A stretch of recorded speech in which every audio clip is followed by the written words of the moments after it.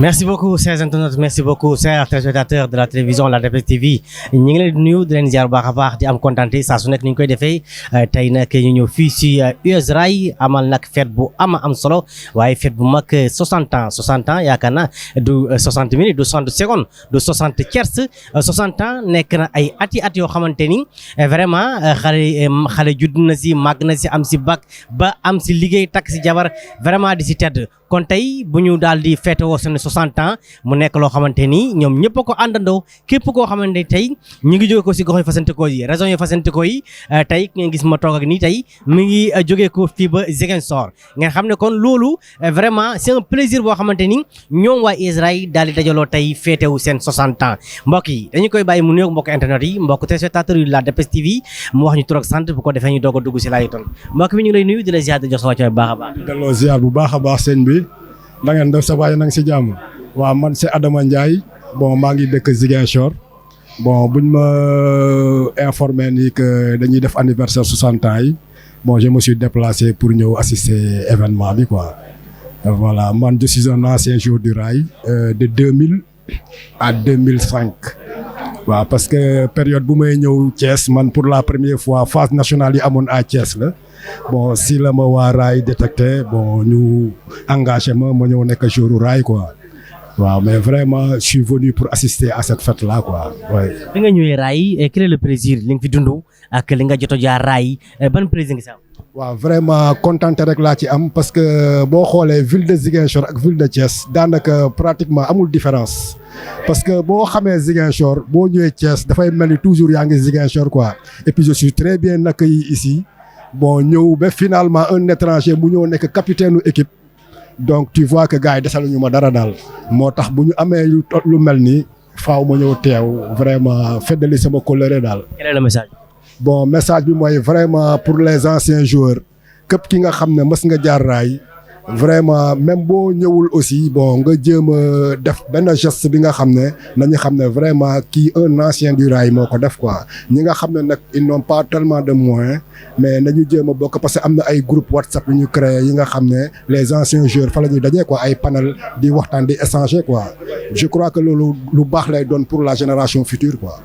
merci beaucoup. ok merci. le président. ok mais kii mook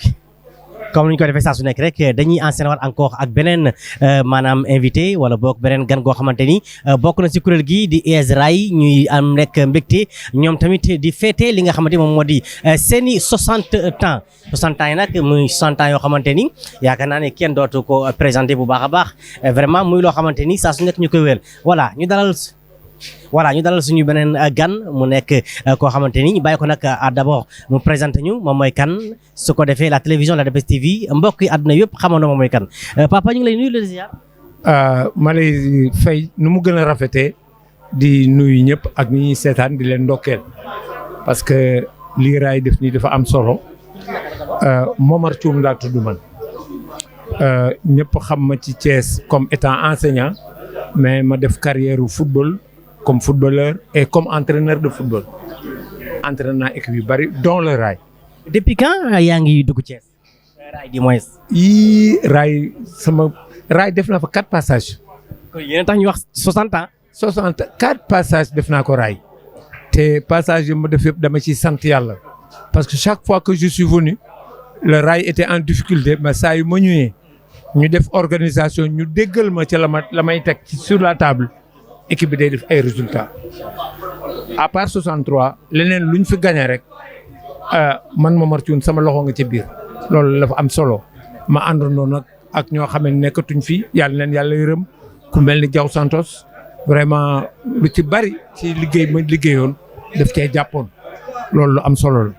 tey la moo la marqué si raay parce que gis nañ fi 80 90 80 gis fi 1960 gis fi aussi 70 année yooyu ban année moo la si gën a marqué. waaw année bi ma gën a marqué mën naa wax ni bi ma nekkee tout tànk raay 63 daf ma marqué parce que daf doon def ay remontada yi ñuy wax Barcelone raay da ko doon def dafa jouer coupe du Sénégal ñu mën ko 3-1 war a dem prolongation. dañ naan wax daal touche de barou contrôle de délégué but waaw loolu dafa am solo te man booba COT laa ne mais mes meilleurs amis étaient au rail bon loolu moo tax man daaw ma xàjjale ñaar ñi moo tax moment bi ma raay soxlaa aussi ma ñëw fekk si leen ñëw ànd ak nit ñi ñu liggéeyandoo parce que li ñu soxal rek mooy Thiès waaw la ville de Thiès nekk au sommet c'est important et il faut se dire que entre 62 ba 65 Thiès a plafonné sur le football sénégalais ñetti final ñi final yëpp 64 63 Thiès la raayu ko final 64 COT ko final 65 COT ko final 66 ñu nax ñu wax ñu ay match de kenn xamul yooyu ba loolu moo tax année boobu les équipes de Thiès dañ leen a forfait sinon dañ doon ñëwaat final une 4e année consécutive. Quel est le message? waaw xanaa di gërëm ñëpp rek di leen sant d'abord les dirigeants actuels du Rail bi ñu xalaatee lii boole ko ak ay supporters yu farlu ba mën a dajale nit ñi parce que mbooloo mooy doole bu ñëpp booloo rek ñu liggéey yàlla mën na ci def résultat yu baax yu am solo loolu moom vraiment maa leen ci gërëm di leen sant yàlla nañu yàlla may ñu teewaat ko ay ati at avec beaucoup de résultats positifs. jërëjëf père merci beaucoup mbokk yi comme ni ñu koy defee saa su nekk rek nee naa leen ñii tey ñoo tax ñuy wax 60 ans ñii tey ñoo tax ñuy wax li moom moo di la fête voilà on va enchaîner encore avec suñu beneen invité mu nekk nag moom tamit un papa boo xamante ni dañ koy bàyyi mu daal di nuyoo mbokk internet yi mbokku téléspectateurs yu baax a baax de la télévision la DPV TV papa ñu ngi lay nuyu di la ziar nga jàkkaarloo sama caméraman bi tey fii la quoi. salaamaaleykum maa ngi leen di nuyu waaw maa ngi leen di nuyu di leen ziare man Mass Fam laa tudd nekkoon secrétaire général section football bu US Rail ci jamonoy 83 81 82 ba 95 loolu daal nekkoon naa ko ci après nag bon. tey bi nga duggee 81 82 83 quelle est l'année boo xamante ni moom moo la gën a marqué si Rail. am na yu bëri de wax dëgg yàlla mais li nga xam ni jàpp naa ko mooy bi ñu wàccee en première division en deuxième division dem division régionale ba remonté waat loolu du ma ko fàtte mukk loolu bokkoon na ci bànneex yi mu gënoon a am waaw bi ñuy wàcc tamit ak police Rail police ñu ni bu ñu match nii lee rek yéeg ñu dóor nu 1-0 boobu metti woon na ma te du ma ko fàtte waaw. loolu Rail di feetu seen 60 ans ban message ngay joxe en tant que ancien. xanaa di leen encourager rek nag wax dëgg yàlla parce que tey jii bi ma ñëwee léegi dama fi daje ay xale yoo xam ne nii maa leen encadré woon depuis la catégorie minime cadet ba senior su ma leen gisee ñu ñëw fii wër ma j'ai senti lu rëy ci man bon lu rëy parce que dama nekkoon ak ñoom ñenn ñi bi may nekk di leen administrer dama maase ak ñoom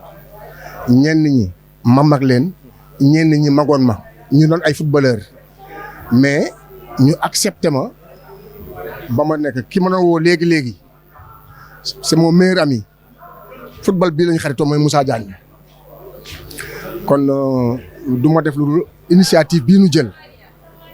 wax dëgg yàlla dama ne 60 ans mais dama ne nañu reféeraat histoire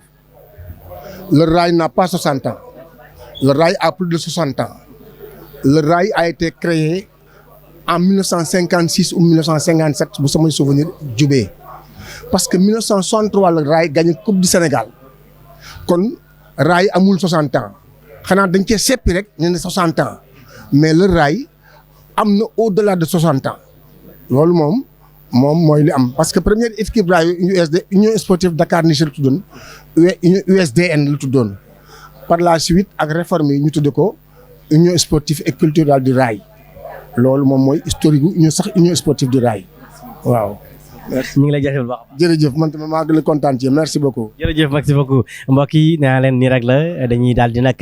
dalal ay ndaanaan mais aussi dalal ñoo xamante ni depuis 60 ans ñu ngi fii di yëngu si biir US Rail mu nekk nag club boo xamante ni vraiment di club bu chemin de fer yàgg def ay jaloore yàgg accompagner li nga xamante ne chemin de fer mais aussi amoon ay ñoo xamante ni di si bénéficier wu di liggéey bokkoon si li nga xam ne moom moo di rek le chemin de fer en même temps nekk ay footballeur di ay joueur nekk ay zéro US Rail mbokk yi moo tax saa su nekk rek tey ñu ñëw nag bëgg a maanaam féddali seen coloré entre ñoom seen biir mu nekk loo xamante ni depuis 60 ans du loo xamante ni c'est pas ay mois du ay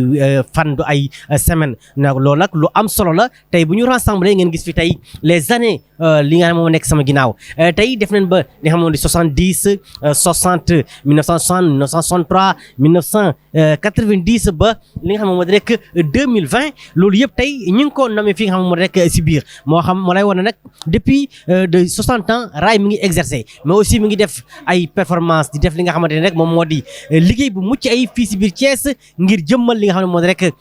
chemin de fer mais aussi jëmmal ASC bi nga xam ASC US Rail yi nga xamante ni c'est un club boo xamante ni club bu extraordinaire la mbokk yi nañ dalal suñu beneen ndaanaan bu baax a baax ñëw nag gën a waxtaan ak moom parce que noonu lañ koy defee c'est un fait aujourd'hui le fait c'est un plaisir gën a waxtaan ak ñoom papa maa ngi lay bàyyi nga jàkkaarloog sama téléspectateurs yi nga xamante ni vraiment mbokk yi ñu ngi seetaan partout dans le monde ñu bàyyi la nga présenté wu tur beeg sant bi naka la. waaw c'est monsieur Ahmadou Takh Sylla ex-principal du collège Idrissa Diop waaye. monsieur tey lan moo la quel est le plaisir bi nga ñëw fii si biir Rail. Vraiment, je suis vraiment content d'assister à cette cérémonie parce que vous savez que l'Union Sportive du Rail est un club mythique qui a marqué l'histoire du football sénégalais, particulièrement de la cité du Rail. Bon, j'ai été invité par M. Badou Ndiaye, qui fut joueur aussi de l'Union Sportive du Rail. Et ça me fait vraiment plaisir de venir assister à cette cérémonie. Oui. Quelle est la date, l'anecdote que vous avez remarquée en Rail? Bon, c'est la finale de 1963, remportée par l'Union Sportive du Rail. Oui, devant l'Olympique de Gor. Oui, tu parles du score de 3-2. Oui, oui, c'est ce qui m'a marqué surtout quoi. Oui, oui. L'Union Sportive avait été menée à la marque pour 2-0. Mais par la suite, l'US Rail a fait une remontada pour marquer 3 buts. À la 43e minute, il y a Délégué Ndiaye, Moudou Ndiaye qui a marqué, qui a réduit le score. Ensuite, à la 83e minute, Délégué Ndiaye a marqué le but qui a permis à l'Union Sportive du Rail de remporter la Coupe du Sénégal. Bon, l'autre but a été marqué par, comment dirais-je, l'avancante de l'Union Sportive du Rail. C'est Niang qui a marqué le deuxième but et Délégué Ndiaye a marqué le troisième but qui a permis à l'Union Sportive du Rail de remporter la Coupe du Sénégal en 1963. D'ailleurs, c'est la seule équipe de la ville de Thiès à remporter la Coupe du Sénégal. C'est une grande équipe qui a vraiment marqué l'histoire du Sénégal avec les Barou, avec Espoir Diop aussi, avec aussi de grands gardiens de but comme Issa Kamara, Namouri qui ont marqué vraiment l'histoire de la ville de Thiès. Et cette année-ci, on fête 60 ans. Et 60 ans, c'est pas 60 jours, 60 mois. Et quel est le plaisir de venir ici avec plaisir pour fêter avec les anciens, avec les amis, entre autres? Oui, cela me permet vraiment de se ressourcer. Parce qu'on ne peut pas parler de l'Union Sportive du Rail sans pourtant parler de l'histoire du football, ce qui a marqué l'histoire du football sénégalais. Bon, c'est une retrouvaille qui nous permet de revoir les anciennes gloires de l'Union Sportive du Rail, mais aussi les anciennes gloires du club olympique qui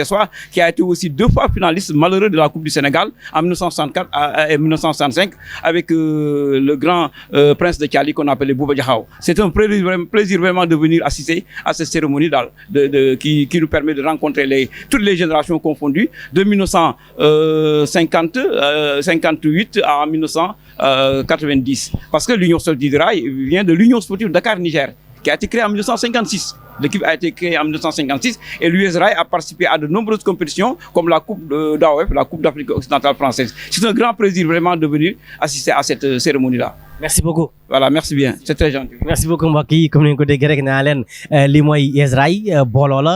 maanaam jàppante bokk ndey ak baay ngir nag développer parce que dafa am ay mag ñoo xamante ni ñu ngi si biir US Rail di ko jàpp su mel ni ñoom président Sidibé ak ñeneen ñi nga xamante ni vraiment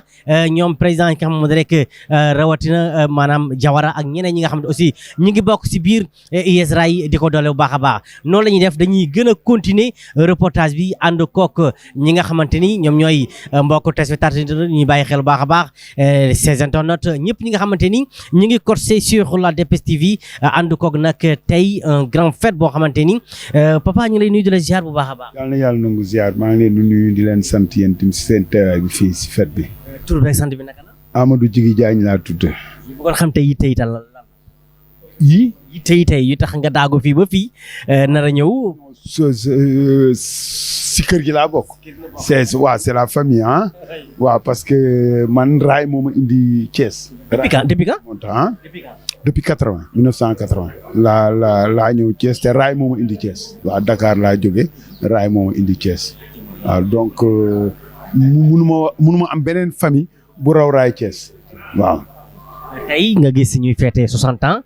ba nga si nekkee ba léegi yàgg na depuis 80 loolu c'est des années tey lan mooy plaisir bi nga gis raay dajaloo ñun ñëpp àndandoo doon benn di fêter 60 ans.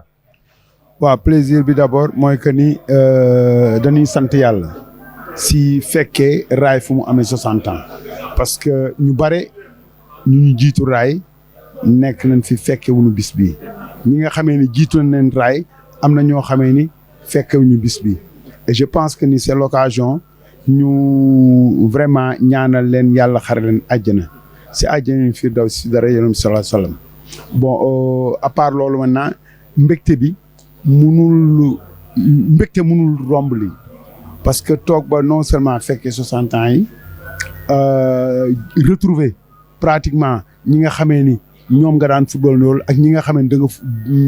ñoo la jiitu si terrain bi ak ñi nga xamee ni da nga football ba pare ñoom ñu soog a ñëw bon ñun ñëpp ñu dajaloo nekk benn vraiment mention spéciale pour ñi nga xamee ni ñoo diriger raay présentement nii 60 ans yi jot parce que 50 ans raay am na 50 ans kenn feetewu ko raay am na 40 ans kenn feetewu ko donc raay am 60 ans ñu feete ko tu vois donc vraiment mention spéciale pour eux. xam nga lii nag dañuy ñaan yàlla vraiment mu nekk benn élan bu bees pour l'US Rail xam nga yàlla jële ñu fii ñu nekk ñu dem si kanam si dara yonent bi sallallahu alayhi wasallam. merci beaucoup mbokk yi nee naa leen nii la rek saa su nekk ok merci beaucoup ñu ngi lay bàyyi nga dem si biir ok yeggali li nga xam moo di rek fête bi parce que nag aussi bu leen fàttee mbokku internet yi la DPS TV ñi ñuy bàyyi xel bu baax a baax la fête mu ngi si biir dans la salle ñëpp a ngi fa teg leen table yi teg lépp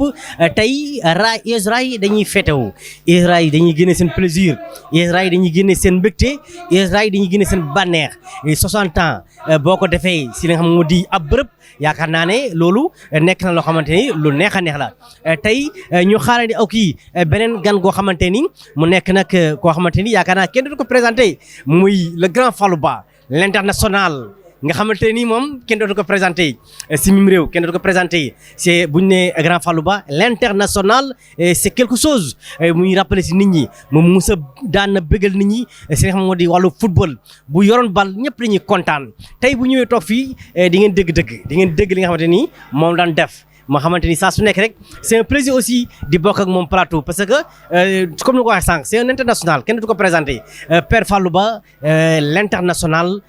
dañ koy bàyyi rek mu nuyoog sóobu Père tey ngeen di fêter 60 ans xam nga du ma fekk naa la Père présenté wul parce que tout le monde la connaît dañuy dugg directement sur le but mooy yéen a ngi fêter 60 ans 60 ans ku ne xam na ne du benn fan du ñaari fan du 6 jours du 7 jours donc ay ati at la lan mooy plaisir bi tey bi nga déggee wala bi ngeen tënkee ne yéen a ngi fêté wu seen 60 ans te pourtant fêté ngeen fi 50 ans raay am na ko US Rail am na ko te kenn fêté wu ko mais 60 ans ñëw quel est le plaisir. waaw Mohamed d'abord dama lay remercier di remercier seen rajo di remercier aussi Ousmane Sow l'incontournable mon frère ki nga xam ni aussi ci médias yi may dem yëpp en général yow ak moom la yéen a may taataan yéen a tax gars yi fàtte wuñ ma yéen ñii parce que gars yi fàtte woon nañu ba ñu fubal léegi bàyyi fubal yàgg na mais à travers yéenay tax nit ñi di ñu fàttaliku lii nag c'est un très grand plaisir mbégte bu rëy la ci ñun tey bi ma duggee ci salle bi retrouver mes amis mes frères footballeurs franchement je suis tellement content tey dama kontaan dama tëb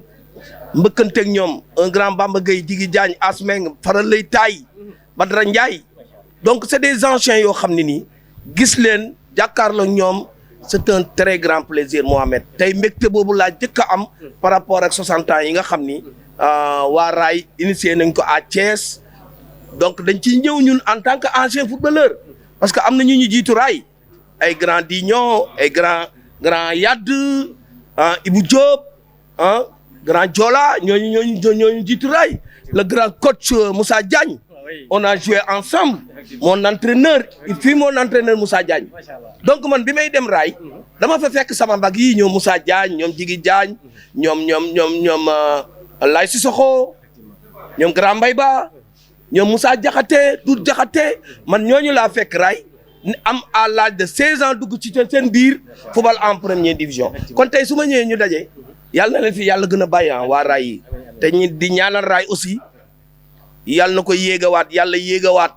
yóbbuwaat ko beneen niveau boo xam ne dinañu mën a wax ni US Rail mi ngi football en première division parce que loolu mooy suñu souhait à Mohamed. nga def US Rail nekkoon fa sax la ñuy wax mais marqué fa sa empreinte bu baax a baax ban année moo la gën a marqué si Rail. mais Rail man année yi ma fa def yëpp dafa ma marqué année man parce que man li ma gën a marqué Rail mooy samay mag laa football la ndool man bi may football Rail footballu ma ak samay morom dama ñëw ñu ni ma Rail ku fa dem doo football parce que da ngay dem waa buntu deppa nga fay fekk ay mag c'est des très grands footballeurs laa fekk Rail ku fa fekk Doudou Diakhaté attaque ba grand Mbaye Ba mon grand frère Mbaye Ba bu nekkoon Tëngëj sama mag la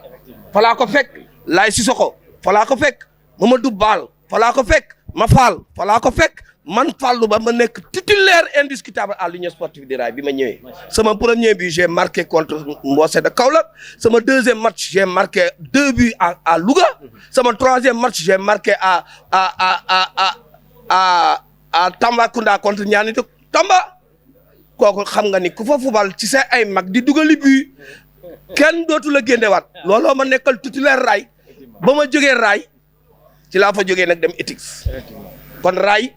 sunu patrimoine la fa la ñu bokk fa la ñu dëkk Thiès waa lañu lu ñu am it Thiès moo ñu ko gënal suñu sañoon tey Rail delluwaat en première division ñuy dégg suñu ay rakk ki rakk mais man un plaisir bi ma jëkk a am rek mooy sama mag yi nga xam ni ñoom laa bokkaloon Rail man fubaluma ak sama génération fubal ak ñoom Rail ñi ma fubal Rail ñoo ma magoon fuuf ay Jamsi Diagne Moussa Diagne Doudou Diakhaté Lay Sissoko ma Fall ñooñu laa fubal Rail imaginel ñooñu par rapport niñ ma magee ma ñëw nekk fa titulaire parce que awal centre bii dugal bii moom neexul a teggi te loola ma daan Rail dama faa nekk titulaire. kàddu yu mujj yi. mooy nuyu leen. sama gars yi xam nga man ni ma mel rek. man foo ma yóbbu ci média damay wax li ma def. man moom foo ma teg média ma ni def naa lii. parce que man damay wax li ma def ndax man dugg Rail c'est pas facile. Rail ña fa nekkoon dugg seen biir yombul de. ñoo ngi nii koo ci woo mu wax la li am. ay très grand footballeur laa fa fekk. mais jour bii dugal bii moom neexul a teg remplaçant moo doon man mii kon di gërëm Thiès di sant Aliou Sarr bu baax sax di sant Badra Ndiaye parce que ñoom tamit ba ñu jàppee ba léegi bàyyiwuñu ak ñoom ko Siribé ay ñoom Diawara c'est des gars yoo xam ni infatigable nit ñoo xam ni sonn ñu ci Rail li ñuy souhaité daal mooy Thiès benn équipe la nit ñi xam c'est l'Union sportive du Rail ñun ba ñuy fubal la joor dem ba mu mën dañoo dem Rail loolu la ñu war a delloo si ku baax beneen club ñëw Rail parce que Rail mooy l'équipe de ville kon maa ngi sant ñëpp di gërëm ñëpp. merci beaucoup kooku mooy Père Fallou Ba Grass Baye Mbène l'international l'homme l'incontournable nga xamante ni def na lu nekk si li nga xamante rek wàllub football rawatina nag Rail bi nga xamante ni loolu la fa def comme ni nga ko waxee mbokk yi nee naa leen tey moom mooy tey suba nettali ga ndax nag waa Rail bu ñu daal di organiser woo jàpp nag li nga xam moo di 60 ans ngir di ko feetewu moo tax saa su nekk dañuy wéyal nag suñu interview yi di moins di ko ànd ak nag suñu gan yi ñu ngi lay nuyu di la ziar bu baax a baax. maa ngi delloo ziar bu baax a baax. Fallou Gningue capitaine US Rail. Fallou Gningue capitaine US Rail depuis kañ nga dugg US Rail. US Rail maa ngi fi dugg depuis 97 laa fa duggoon ma joué fi cadet junior ak senior dem fi 3 finales coupe du Sénégal sama première année cadet laa dem finale coupe du Sénégal ak coach Sougou. sama deuxième année cadet ci lañ ma surclassé junior ma dem finale coupe du Sénégal ak Badra Ndiaye contre Casa Sport door ñu 2-1 sama deuxième année junior ci lañ dem finale coupe du Sénégal gagné ko contre Stade de Thiaroye. tey ngeen di féetewu 60 ans lan mooy plaisir bi tey bi nga duggee. waaw am mbégte rek am mbégte ci ñoo fekkee fête Union Sportive Rail dafay wane ni rek Rail équipe bu mag la depuis 1960 ba léegi équipe bu mag la mu nekk équipe boo xamante ni mooy équipe bu Thiès comme ni ñëpp xamee foo mënti dem ci Sénégal dañ naan la équipe bu Thiès mooy Rail vraiment di am contenté bu baax a baax ci représenté ñëw fii ci fekkee fête bi. ok merci jaajëf merci beaucoup mbokk yi naa leen ni la rek toujours ay gan ñooy ñëw di waxtaan ak ñun mais aussi ñi fiy toog yëpp dañuy maanaam si biir mbir mi la ñu bokk tey nag yaakaar naa ne aussi kenn dootu présenté ki ñu toog ak dañu koy bàyyi rek aussi xuus ak moom si biir li nga xam ne moo di rek wax ji maa ngi lay nuyu di la ziar bu baax a baax. Mohamed maa ngi lay fay yow xanaa bi moom da nga ma koy jox. non am nga yi kay xam naa yaa ma war a joxe yi gis nga yaag sa ñaata gi Mohamed yi ma gis ngeen ñoo ko keroog moom yaakaar naa yéen a war a dolli sax. voilà tey 60 ans Rail di ko féetewu tey ngeen demee ba tey nga yor maanaam cumbukaay mu ne na cumbukaayu Rail ndax ku yor làmmeñu Rail di ko waxee mu ne na cumbukaay la tey ngeen def 60 ans di ko féetewu lan mooy plaisir bi. waaw loolu moom xam nga d'abord Mohamed man Rail dañ ma defal honneur parce que xam nga club bu doon ne US Rail tey ñu jël la def la chargé de la communication boo xam ne vraiment Rail mooy club phare bu Thiès tey bu demee tey ba def 60 ans yi tombeek muy sama première année dafa mel ni kon man daanaka réussite bi mën nañ ko wax Rail nag koo xam ne Rail mooy Thiès Thiès mooy Rail yu mel ne bu xasee ba am tey da ngay xam ne waa Thiès tey ñoom ñoo ayee tey Thiès ñoo ayee vraiment tey boo ñëwee da ngay kontaan parce que tey li tax ma gën a kontaan tey boo nekkee fii si biir ñi ngi fa war a am nga xam ne mooy Fallou Ndaw ak nga xam ne mooy Papis Diallo ñoom ñu bokk yor communication mu seen excellence tey ñu war a ñëw tey fii ñu comme ñooy suñuy mag ni ñu koy defee rek ñu jox leen micro bi dafa mel ne kon tey Thiès moo xewle Rail bi xewle Thiès a xewle. nga gis tey ñi nga xamante ni ay anciens leen tey ñëw si fête bi vraiment ñu gis leen gis trop loolu tey nan lay def si yow. non da nga xam ne le football lii nag football nii la mën def réunir rek football moom génération par génération ñu dajaloo ñu xam ni tey ñu saafonte parce que booy seet lu ñu naan 60 ans xam ñun ñi ñëpp fekkee wuñ ko dañu koo nettali rek tey bu ne ba ñi nga xam ne joué nañ yenn génération yi ñëw nañ fi tey saafonte xale yi nekk 2005 loolu dafa nekk vraiment loo xam ne lu am solo la kon daal ñu xam ne football lii la mën def mënul def lii rek moom amul leneen. le message mooy ñu xam ne tey Rail xewlewul Thiès moo xewle parce que Thiès mooy Rail mooy Thiès jërëjëf. merci beaucoup Ousmane Sow nekk le DG de Sen Sport TV nga xamante ne moom tamit li ñuy def moo ñu ko gën a miin bu baax a baax li ñuy def moo ñu ko gën a xam li ñuy def aussi nekk ni seen moom di si ànd ak moom bu baax a baax ay ati at di liggéey ñuy dalal beneen ndaanaan aussi da jéem a farañ fàccee rek waxtaan parce que tey fête la te fête dañ koy féetewu fête day gis kanam yi xar kanam yëpp daal di yàññi ñu ngi lay nuyu de la ziar. waaw maa ngi leen siyaar sëñ bi. tur bi naka la. Yaali Fall Guène. Yaali Fall Jéeri tey balaa ñu dugg sax dañu lay laaj ba kañ nga dugg Rail. waaw Rail fa laa defee sama petite catégorie yëpp. depuis 2002 ba jàpp 2004. cadet joué naa fa 2 ans. junior aussi jël naa fa 2 ans boo xoolee championnat junior coupe du Sénégal ñun ñoo ko jël en 2004. yaakaar naa ni bon trophée boobu sax boo xoolee ci wàllum football. est-ce que Rail boobu la fa gëj a dugal trophée ci lu ñuy fàttaliku waaw. depuis 60 ans tey yow nga ñëw mun na ne da nga dabe si mbir mi tey nga gis ñoo xamante ni depuis 60 ans ñi ngi woon Rail nga gis leen tey loolu ban plaisir def si yow. waaw loolu plaisir la et puis fierté la lu toll ni 60 ans ci d'existence ci Rail koo xam ni mooy équipe nga xamante ni moo nekkoon phare au niveau de Thiès ñëpp ci lañ jaar bëri na ay génération yu bëri ci lañ jaar mu nekk nag benn continuité. ñun bu ñu ñëwee def suñu parcours yàlla suturaal ñu ba ñu am ci ndam suñuy mag li ñu fi bàyyi woon ci loolu lañ jàppoon ba léegi aussi ñi fi nekk tamit moom ñi ngi téye affaire bi en main waaw di ci gën a ñafe pour tegaat équipe bi au sommet. merci beaucoup merci grand. merci beaucoup mbokk yi toujours noonu la rek ak les intervenants di waxantaan ak ñoom di saafante ak ñoom ñii ñëpp na ngeen di gis si Rail leen bokk Rail leen jóge ko ñii jaar nañ Rail ñii bokkoon si administration bi ñii ay footballeur la woon di exercer biir Rail depuis 60 ans ñoom ñëpp ñu koy daal di yëngatu vraiment muy loo xamante ni lu am solo la tey bu ñu toogee bay wax 60 ans de Rail tey ñu doon football depuis 1960 tey ñu gis leen fii ñu toog vraiment loolu c'est un plaisir mais mbokk yi kii ñuy waaj a ñëw ñu koy waaj a dalal kenn dootu ko présenté muy Ousseynou Diawara nag yaakaar naa ne tey ñëpp xàmmee nañ ko ñëpp ràññee nañ ko biir Rail ak liggéey boo xamante ni mu ngi koy def biir Rail liggéey bu am solo liggéey bu excellent liggéey boo xamante vraiment ñëpp a ngi koy rafetlu dañu koy bàyyi mu nuyoog mbokk internet yi la DPS TV mais aussi mbokk internet ñuy bàyyi xel bu baax a baax tey fête la te fête bu ne nit ñi dañ ko war a gën a yaatal ñu ngi lay nuyu di la ziar président. ñu ngi lay fay bu baax di nuyu sportif yi ñuy seetaan yëpp di wax Sénégal yi ñuy seetaan yëpp ñu nekk ci biir réew mi ak ci diaspora bi waaw comme ni ko waxee rek tey moom section football moom moo aaye bu union sportive du Rail yàlla daf ma jiite ko ànd ci avec toute une équipe très dynamique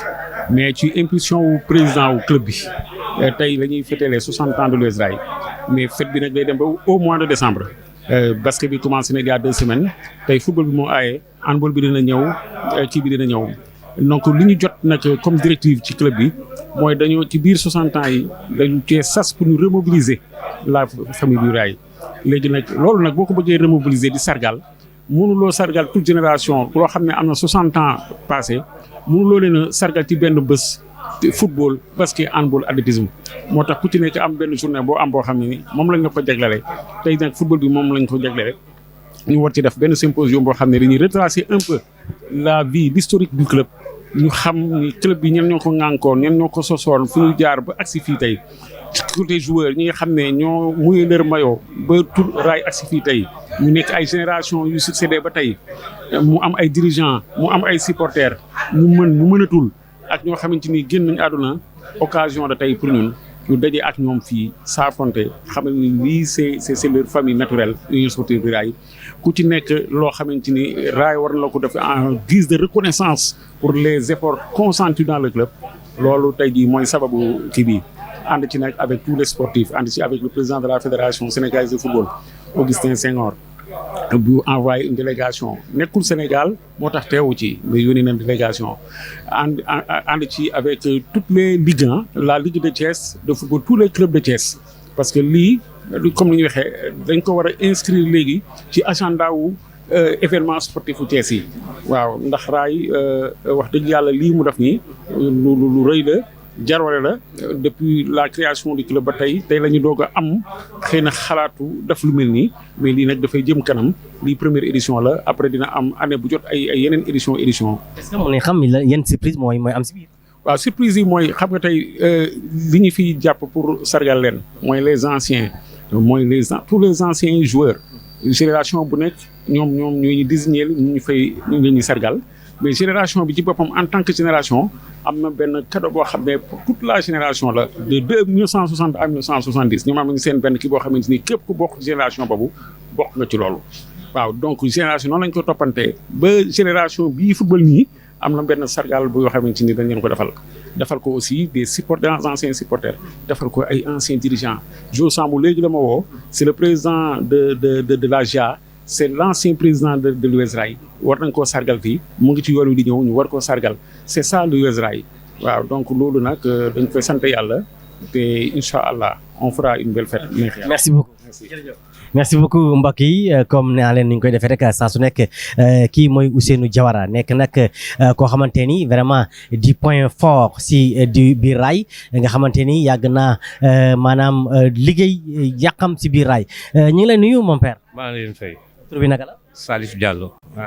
national ancien de l'US Rail. tey est-ce que mën nañ xam depuis combien d'années nga dugg biir Rail. Rail maa ngi fa ñëw en 90 ba 94 fa laa terminé sama carrière de footballeur. tey loo ñu mën a rappeler si Rail. non bari na vraiment souvenirs yi bari na torop Rail vraiment passé naa fa de bons moments avec de grands footballeurs les Bouba Diakhaté Moussa Traoré. compagnie googu quoi vraiment Rail on avait une belle très belle et bonne équipe de l'US Rail voilà. ban année moo la gënoon rappeler si Rail tey bu ñu doon wax année bu la gënoon rappeler si Rail ban année la. mooy 90. 90. waaw vraiment on avait une très grande équipe. tey ngeen di feetewu 60 ans 60 ans c'est pas un 60 jours de 60 secondes 60 semaines tey loolu depuis lors. Rail musul fête benn année tey ngeen fête 60 ans en tant que des anciens lan mooy si seen. non dañuy sant yàlla déjà le fait que yàlla may ñu fekke ko parce que am na ñu fi nekkandoo loon nekkuñu fi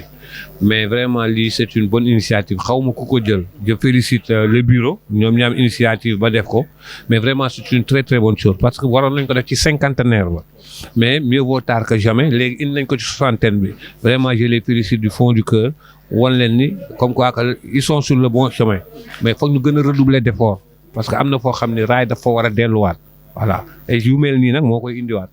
Merci beaucoup. Merci. Merci beaucoup. Merci beaucoup mbokk yi toujours comme ça toujours di rappeler nit ñi le temps fort bi nga xamante ni Ray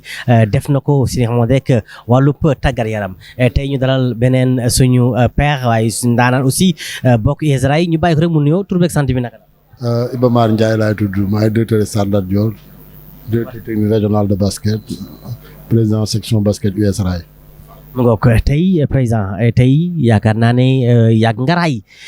ba nga duggee Ray yàgg na tey ngeen di fête 60 ans en tant que ay mag tey ngeen fekkee ko fekkee bi rek doy na mais tey bi loolu amee ban satisfaction la def si yéen ak mbégte bi. mbégte bi ñu def ci man mooy que man dama am chance su sama papa basketteur la woon Ray nekk chemin de fer ñu koy Faidherbe bu Ndiaye sama turandoo bu tudd Iba Mar Diop di woon basketteur tamit. parce que ñun ci xëy basket lañ judd dafa dañ doon football en même temps nawetaan balaabe c'est-à-dire que daan nañ def discipline yëpp booba chemin de fer la nekkoon balaabe lañ njëkkoon ñun dañoo judd rek nekk ci sport tey jii nii xëy na 60 ans yi xëy na presque boo ko calculer xëy na ba muy am kon man boobu xale laa woon sax âge yi ma yor nii moment biñ toll nii parce que di dund loolu yow fekkee tal ko tey jii nii lu am solo ci doomu aadama. ban moment moo la gën a marqué si Ray. moment bi ma gën a marqué ci Ray mooy tey jii nii boo xoolee ñii di dugg si muy Ablaye Cissokho xam ne football rek la mënoon Tino mi latéral Ablaye Diaw bi nga xam ne moom it latéral la woon défenseur ñii boo leen daan seetaan ñu football da ngay am mbégte moo leen daan seetaan Magna di leen seetaan Lat Dior li ma gën a marqué ci Ray nag mooy basket bi. dañoo liggéey ay at benn moment ñu jël 2 années de suite championnat national bi ci benn jour 2009 ñu jël coupe du Sénégal junior jël coupe du Sénégal senior bi ci même jour bi am ay joueurs comme Gorgui Sy Dieng ay Ibou Mbengue ci jour boobu lañ leen sélectionné équipe nationale te Gorgui ku nekk xam na li mu def ci équipe nationale basket bi parce que loolu daal man li ma gën a marqué ci Ray ci la bokk parce que région yi doon jël titre yombul woon. waaw ñun ñu ñëw déjoué ñëpp jël 2004 2005 ñu jël championnat bi 2005 2006 ñu jëlaat championnat national ok. jërëjëf ñu bàyyi la nga dem si biir ok jërëjëf Père Iba Mar nekk directeur stade Lat Dior bu Thiès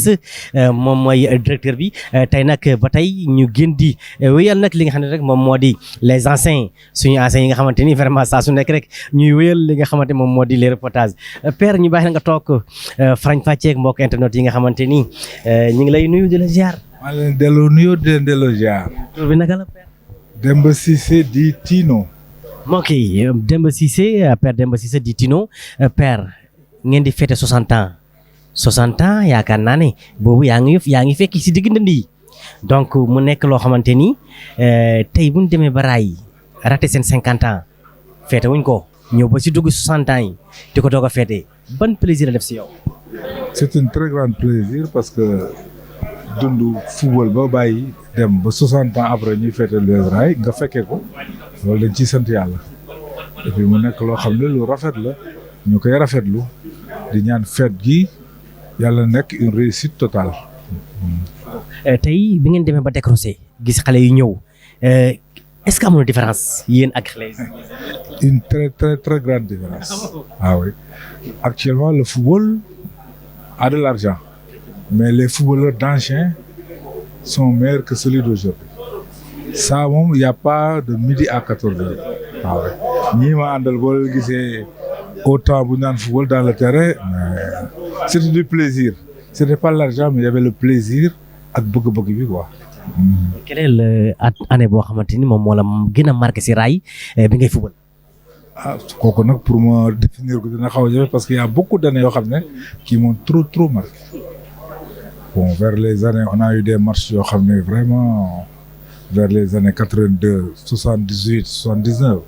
on a eu de très grandes rencontres ici comme à Dakar. Si je me rappelle, à l'époque de l'US Ray contre le Jaraaf de Dakar, vraiment, machallah, ak ba ñuy inauguré le stade de Lat Dior, c'était l'US Ray, US Gorée, semi-nocturne ici. boobu léegi ñi ngi daw boobu foofu àll boobu ñoom manu Corée ak yooyu mais ça a été un très grand match. Il y a beaucoup de souvenirs quand même, il y en a beaucoup. mu ne xam ban poste nga football. Moi j'étais latéral droit en même temps ailier droit bu ci kaw laa nekkoon mais bu xawee jax si gannaaw ma wàcc régler problème bi delluwaat. ñu bàyyi la rek nga dem. voilà merci. merci beaucoup yaakaar naa ne ñii tey moo tax ñuy wax US Rail parce que ñii soo leen gisee xam ne 1960 ba léegi ñu ngi toog di exercer wu ñu jéem a dalalaat suñu beneen père moom tamit jéem a rek waxtaan ak moom père ñu ngi lay nuyu di la ziar. ñu ngi delloo ziar bu baax. tur bi naka la. Lay Sissoko. waaye ancien joueur du Rail. ba ñu année lañ dugg Rail bon c'est à partir des années 70 quoi. waaw 70 yooyu. ñu doon troisième génération bi quoi waaw troisième. tey ngeen di fête 60 ans. Quel est le plaisir nga ànd ak say naataango ngeen footballoon. ça me fait plaisir vraiment dama kontaan trop parce que ñun amuñu lu dul Rail. waaw amuñu lu dul Rail donc suñ toogee ba jamono ji léegi ñu xalaat loolu. war a fêter 60 ans Rail c'est à saluer boole ci gën cee saluer le président Alioune Sarr parce que initiative bi si ñoom la jógee vraiment c'est un gosse boo xam ne bu am xel parce que li mu def nii yombul te rafet na trop boole famille Rail yëpp ñu war a fêter 60 ans yi ñëpp daje anciens yi génération yëpp daje vraiment c'est à saluer. ban message ngay lancé. waaw li ma ci lancé rek mooy ñi ngi ñaan yàlla xew bi niñ ko bëggee daal yàlla defee ko noonu maanaam ñëpp ñëw ci teraanga ci foo ak ree fàttaliku yu bëre parce que man ni ma ñëwee nii avec mes 3 amis parce que man suma génération moo nekk mooy njëkk wax ni Tino Laye Diaw Ndiaw Wage bon vraiment ça me fait plaisir ba ànd ak ñoom parce que ba ñuy commencé maag ñoom la woon tey aussi ñi ñëw pour les 60 ans ma ànd ak ñoom vraiment loolu daf ma neex trop dama cee kontaan une fois encore dama lay wax rek dama kontaan ci équipe bi nekk nii actuellement yore Rail parce que ñoo am initiative bi def ko vraiment maa ngi koy rafetlu di leen ñaanal li ñu bëgg yàlla na leen ko yàlla defal di ñaan aussi waa Thiès yëpp ñëw daal pour ñun ñëpp ñu mun a xam ñu daje célébrer affaire bi boole ko ñun ñëpp daal Thiès waa yëpp ñëpp ñëw ci sportif yëpp ñëw vraiment kontaan rek. macha allah jërëjëf mbokk yi merci beaucoup comme ni nga ko waxee rek naa leen année 60 ñoom ñooy toog nii année 60 ñooy toog nii nga xamante ne loolu c'est un plaisir ok merci ma dalalaat suñu beneen père boo xamante ne moom tamit yàgg naa yëngu si équipe bi père ñu ngi lay nuyu di la ziar. maa ngi ziar ñëpp voilà man aussi Rail laa doon football depuis les années 75 ak samay xarit yi ñoom Ablaye Diaw Ablaye Sissoko Maïba Doudou Diakhaté donc franchement à ce moment-là Rail c'était en première division donc ñun nag ay xarit la yoo xam ni nag si nawetaan lañ jóge woon Africa ku xam Thiès xam Africa voilà effectivement on a tout pris quoi Africa donc voilà donc Africa boobu moo jóg nag def ossature Rail voilà man ku ma xam donc xam na maag Doudou Diakhaté ñu doon milieu de terrain bu Rail vers les années 76 77 78 malheureusement 78 ba ma nekkee samay dën yi comme ni koy wax ni je suis parti en Europe donc voilà je suis parti là-bas j'ai laissé le Rail donc en première division plusieurs années après plus tard j'ai entendu que bon le Rail n'était plus le Rail que ma fa bàyyi woon donc je suis revenu 40 ans après mais je suis toujours avec mes copains et puis voilà ñoo Ablaye Soxo ñu ngi nii ñoom ñoo fi toog donc dañoo ñëw nag invitation bi sargal ma ni bon donc au moins on va retrouver tous les copains tous les amis et puis ñi fokk Rail. en tant ngeen di ko feetewu nga ñëw ànd ak say xarit yi nga bokk na woon US Rail lan mooy plaisir bi. plaisir bi mooy que ni fàttewuma leen mosuma leen fàtte daan naa ñëw vacances tout le temps tous les ans depuis 78 jusqu'en 2021 la jël retraite de France donc ma dellu si fii donc ma ñëw fekk la nit fii quoi ñoom ñu kontaan si parce que man ñoom sans eux la vie vraiment à Thiès voilà amoon naa de kër Dakar mais j'ai tout laissé tomber pour Thiès parce que Thiès c'est ma ville natale voilà mon père était quelqu'un ici il a été même maire de Thiès député de Thiès et tout ça donc man fii laa juddoo fii laa yàggoo fii laa jàngee yëpp Daniel Brottier lycée Malick Sy voilà ba may dem France donc le retour ça me fait toujours plaisir de retrouver la ville de Thiès, ma ville natale. Voilà. ok merci beaucoup mbokk yi toujours nee naa leen tey ñii ñoo tax tey ñuy wax les années 60 ñoo tax tey ñu wax 60 ans féetewu dañuy dara rek suñu beneen papa nga xamante ni bonjour mon père ñu ngi lay nuyu di la ziar. maa ngi lay fay di la nuyu aussi kontaan ci le fait que mooy interviewé en direct. ñu bàyyi la rek nga rappelé waat internet yi sa tur sa sant. Voilà, c'est-à-dire nous à notre époque. Au Rail d'abord, c'était la discipline, la solidarité. On se disait la vérité. C'est pas parce que tu jouais bien au football que le neex nga def, c'était pas ça. C'était pas ça. Benn anecdote par exemple là ici, c'est un frère à moi. Benn année, pour dire vrai, meilleure équipe du Sénégal, c'était le Jaraaf. Il était bon, mais buteur à l'aller, acte d'indiscipline tax na ñun ñëpp ñu ne buñ ko jëlee match boobu kon Jaraaf ñu football et il n'a pas joué ce match. Ça veut dire que ñun on était vraiment une famille. Une famille. Donc su ma déggee sa cadre dafa mel ni le Israël dafa amoon le football d'abord mais il y avait l'éducation aussi. L'éducation, tout à fait. C'était l'éducation d'abord. L'éducation. C'est ça, pour ce sport, pour réussir d'abord, il faut discipliner. Loolu d'abord daal vraiment. ngeen di fêté wu 60 ans ànd ak say xarit ànd ak ñi nga xamante ni somminé wu ngeen biir Israël quel est le plaisir.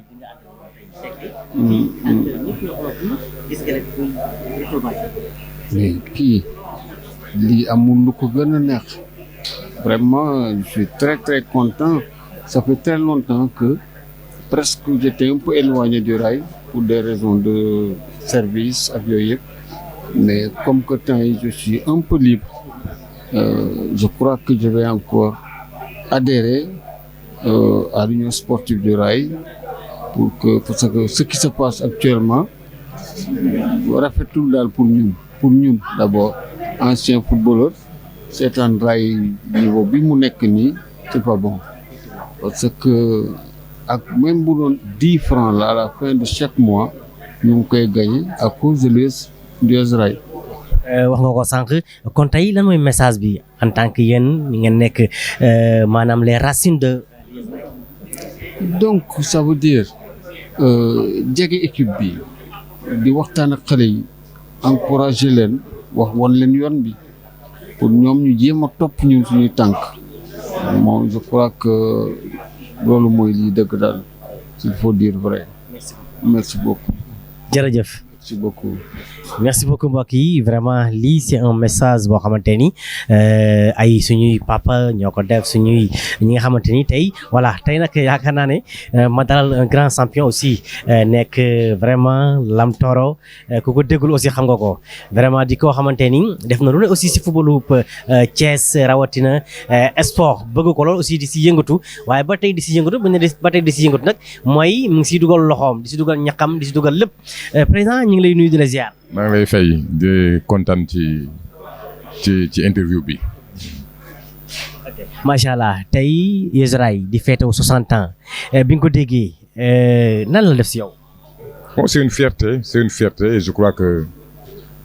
si fekkee nañu bind histoire rail bon j'ai participé à l'écriture de cette histoire. Je crois que aussi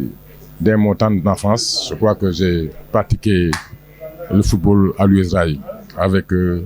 des acteurs qui nous ont accompagnés, des managers de sport, avec Grand Bouba, minime, j'ai fait minime, la petite catégorie minime, cadette, junior, senior, en 95 avec la génération dorée, nous avons eu le trophée Assemblée nationale à Saint-Louis en 1995, donc que je partageais avec certains Thiessois, c'est Tchoun qui nous avait. Je crois qu'avec une très grande équipe, Rail, c'est une équipe de renommée. Ok, une équipe avec ce qu'on appelle qui a mérité son respect à travers le Sénégal. Ok. gis Israël nekkoon au top si moment yooyu noonu tey nga gis ak fi mu toll ban jàngat ngay def si loolu ak ban message nga lancé foofu. li may wax kay moom mooy c'est en fait en réalité le foot c'est le financement c'est le management du football. Football dafa nécessité ay moyens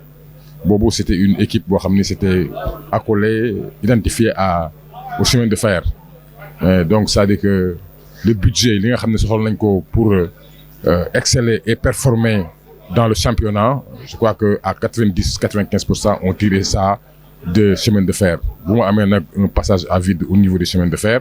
Rail aussi va suivre la même trajectoire. Si chemin de fer passait à vide rek, Rail va passer à vide parce que le football ce sont des moyens maintenant. Je crois que ça c'est important. C'était une équipe semi-traditionnelle supportée par ce chemin de fer. Maintenant su fekkee chemin de fer dafa xaw rocceeku rek ou bien yëf yi am fu mu sooxee rek day xaw a déteindre ci équipe bi et je crois que c'est ça. Mais li may wax moom mooy Rail temps boobu je crois que c'était peut-être une académie la woon parce que toutes les tranches d'âge étaient représentées. Je crois que pupille, minime, cadet, junior, senior et sur le plan national aussi Rail a fait aussi ses beaux jours et a formé d'excellents talents. Mais aussi de remercier aussi les gens qui étaient au niveau du chemin de fer qui pilotaient et qui dirigeaient Rail, en l'occurrence su ma limee damay juum mais il y en a beaucoup qui méritent le respect parce qu'ils ont accompagné le football thiessois. Donc c'est ça. Merci. Merci beaucoup comme nga ko rek Lam Toro yaakaar naa moom tamit ku ko déggu rek si Thiès dafa mel ni rek xam nga ko baax a baax mu nekk nag loo xamante ni way ñu dalal tey moom dalaloon lu ñu naan un ASC mais dañuy dalal Zeur la ñuy dalal tey Zeur yaakaar naa ne suñ mun nañ wax sax mu ngi Rail ba léegi parce que bi mu duggee Rail mun ne yàggul mais aussi Aliou si loo nekk maa ngi si jàmm. maa ngi sant bu baax a baax ñu ngi sant bu baax alhamdulilah. tey bi nga gisee depuis 60 ans. boobu ñun juddoogun tey nga gis ñëw US Rail bi nga duggee US Rail d'abord ban plaisir nga fa am. waaw plaisir bi ma ci njëkk am rek mooy je salue au passage sama grand frère Mambay Lo bu nekk Maroc c'est un basketteur plaisir bi ma ci am moom laa njëkk a woo ma photo ak mooy bi ma envoyé ko mu ne ci couleur bi vert orange loolu ma njëkk a wax après mu ralenti tuuti mu toog. mu ne fa ngay jouer mu ne ko waa foofu laay jouer ren parce que dañoo am suñu benn coach bu ñu fay yóbbu et tout donc plaisir boobu ma doon fàttaliku coupe du Sénégal basket yi mu doon jël ak play-off yi ñu doon jël ak yooyu donc ça m'a fait rappeler beaucoup de choses quoi envers Rail. waaw ma xam ne nag peut-être équipe bu ville la et tout donc il faut nga ñëw jàpp si quoi waaw c'était un grand plaisir de jouer nag pour Rail quoi. tey fi ñuy dugg dëgg-dëgg mooy yooyu fu mu toll nii tu es un joueur boo xam ne yaa ngi exercer wu biir Rail ñu gis moment yi nii lan mooy problème Rail. waaw man je suis le capitaine sax de l'équipe voilà donc actuellement nii Rail dafa manqué ay jàppale comme équipe bu Thiès yëpp ah parce que c'est ça et chemin de fer commencé na cee jàpp ak yooyu noonu mais. jàpp naa ni buñ ci jàppalee Rail rek dina mën a dem ligue professionnelle waaw parce que yaakaar naa ni nit même bu dee dox ci mbedd bi sax boo ko woowee di ko jàppale di ko ñaax sax dina am ci niveau bu étape bu mu jógee dem ci beneen étape. Rail daal en grosso modo lenn dong mooy manquement am mooy jàppale waaw bu nga jàppale daal je pense que ne dina dem ci kanam quoi vraiment. Actuellement li des nii avec le coach Pape Sow ak yéen ñi nga xam ne mooy yéen les heures est-ce que am ngeen yaakaar. waaw am nañ ci yaakaar bu baax a baax parce que on est classé 3e 2e bi ñu ñoo tolloo point donc goal average rek la ñu ëppale donc on va se battre pour prendre 2e d'abord pour xool nu ñu mën a jëm jël première quoi. waaw ñu ngi ci liggéey boobu depuis commencement saison ba léegi donc looloo doon projet bi quoi je pense que ne ñu ngi ci lancé boobu waaw di ñaan yàlla defal ñu ci jàmm rek voilà. waaw merci beaucoup merci bien merci. ok merci beaucoup kookoy actuellement mooy capitaine bu US Rail moment yi ñu toll nii nga xam ne kon mun nañ ne tey de génération à génération ngay gis fii si US Rail waaw ñu dalalaat suñu beneen papa ñu ngi lay nuyu di la ziar. ziar bu baax alhamdulilah maa ngi leen ziar ñëpp di nuyu ñëpp. may El Hadj Malick Kane waaw. bon man nag US Rail bi ma fiy dugg. Bon, pratiquement, c'était vers les années, presque à peine 80. Voilà, maa ngi woon ci section d'athlétisme du section du Rail. Léegi après ma nekk fa en tant que pratiquant. Bon, à un moment donné, ci lañ ma commencé changé di def ma ay genre di ma jox ay responsabilités ma nekk comme encadreur nekk ci exactement comme officiel dem bu mujj commencé bon ñu jox ma direction équipe section d'athlétisme du rail ma commencé di ko kii daal di ko diriger. 1980 ba léegi tey lan ngay wax ci 60 ans yi nga xamante ni moom la gars yi jël. waa ci 60 ans yi li ma ci xam rek mooy que bon depuis boobu ak léegi dafa am ay changements yu bari parce que bon bu ñu xoolee année yooyu rail amoon na pratiquement ay moyens amoon na exactement ay talent yoo xam ne ci section yëpp foo dem fu ne ay talent nga fi da amoon na ay moyens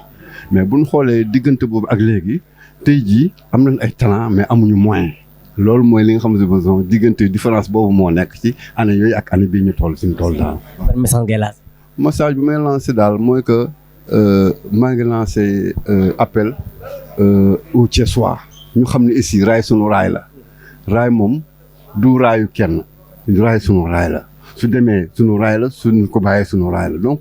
lépp lu ñu ko war a def rek mooy que jàppal ko ba xam ne exactement lu moom parce que gis nga nit ki li nga moom doo xaar ki loo ci woo li nga war a def mooy dem ci loo ci mën def ko ci ba lu la ci fekk di la ci fekk loolu laa amu ci lu wax. ok merci beaucoup Fête Siga nag yaakaar naa ne lii rek moom mooy li nga xam moo di fête moo tax tey waa US Rail daal di nag def seen i fête 60 ans allez-y ñu ngi bàyyi nga toog tey nag dañuy dalaat parce que tubaab dafay faral di wax naan derrière un grand homme il y a une grande dame chaque boobu ba léegi ay grand homme rek dañ leen doon dalal sama plateau bi mais cette fois-ci dañuy tourner la page pour dalal une grande dame madame tur beeg sant bi naka la. c'est Nafi Leila Ndiaye Nafissatou Leila Ndiaye. ñu bëggoon xam rek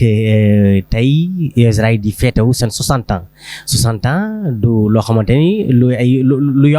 at yu néew la ay at yu mag a mag la tey ban plaisir nga am bi nga ñëwee tey fekkee ñuy feete 60 ans de rail. donc 60 ans du rail c'est un plaisir c'est un grand plaisir parce que ñun en fait le rail c'est notre famille. Suñu savoir-faire, suñu savoir-être, je peux dire que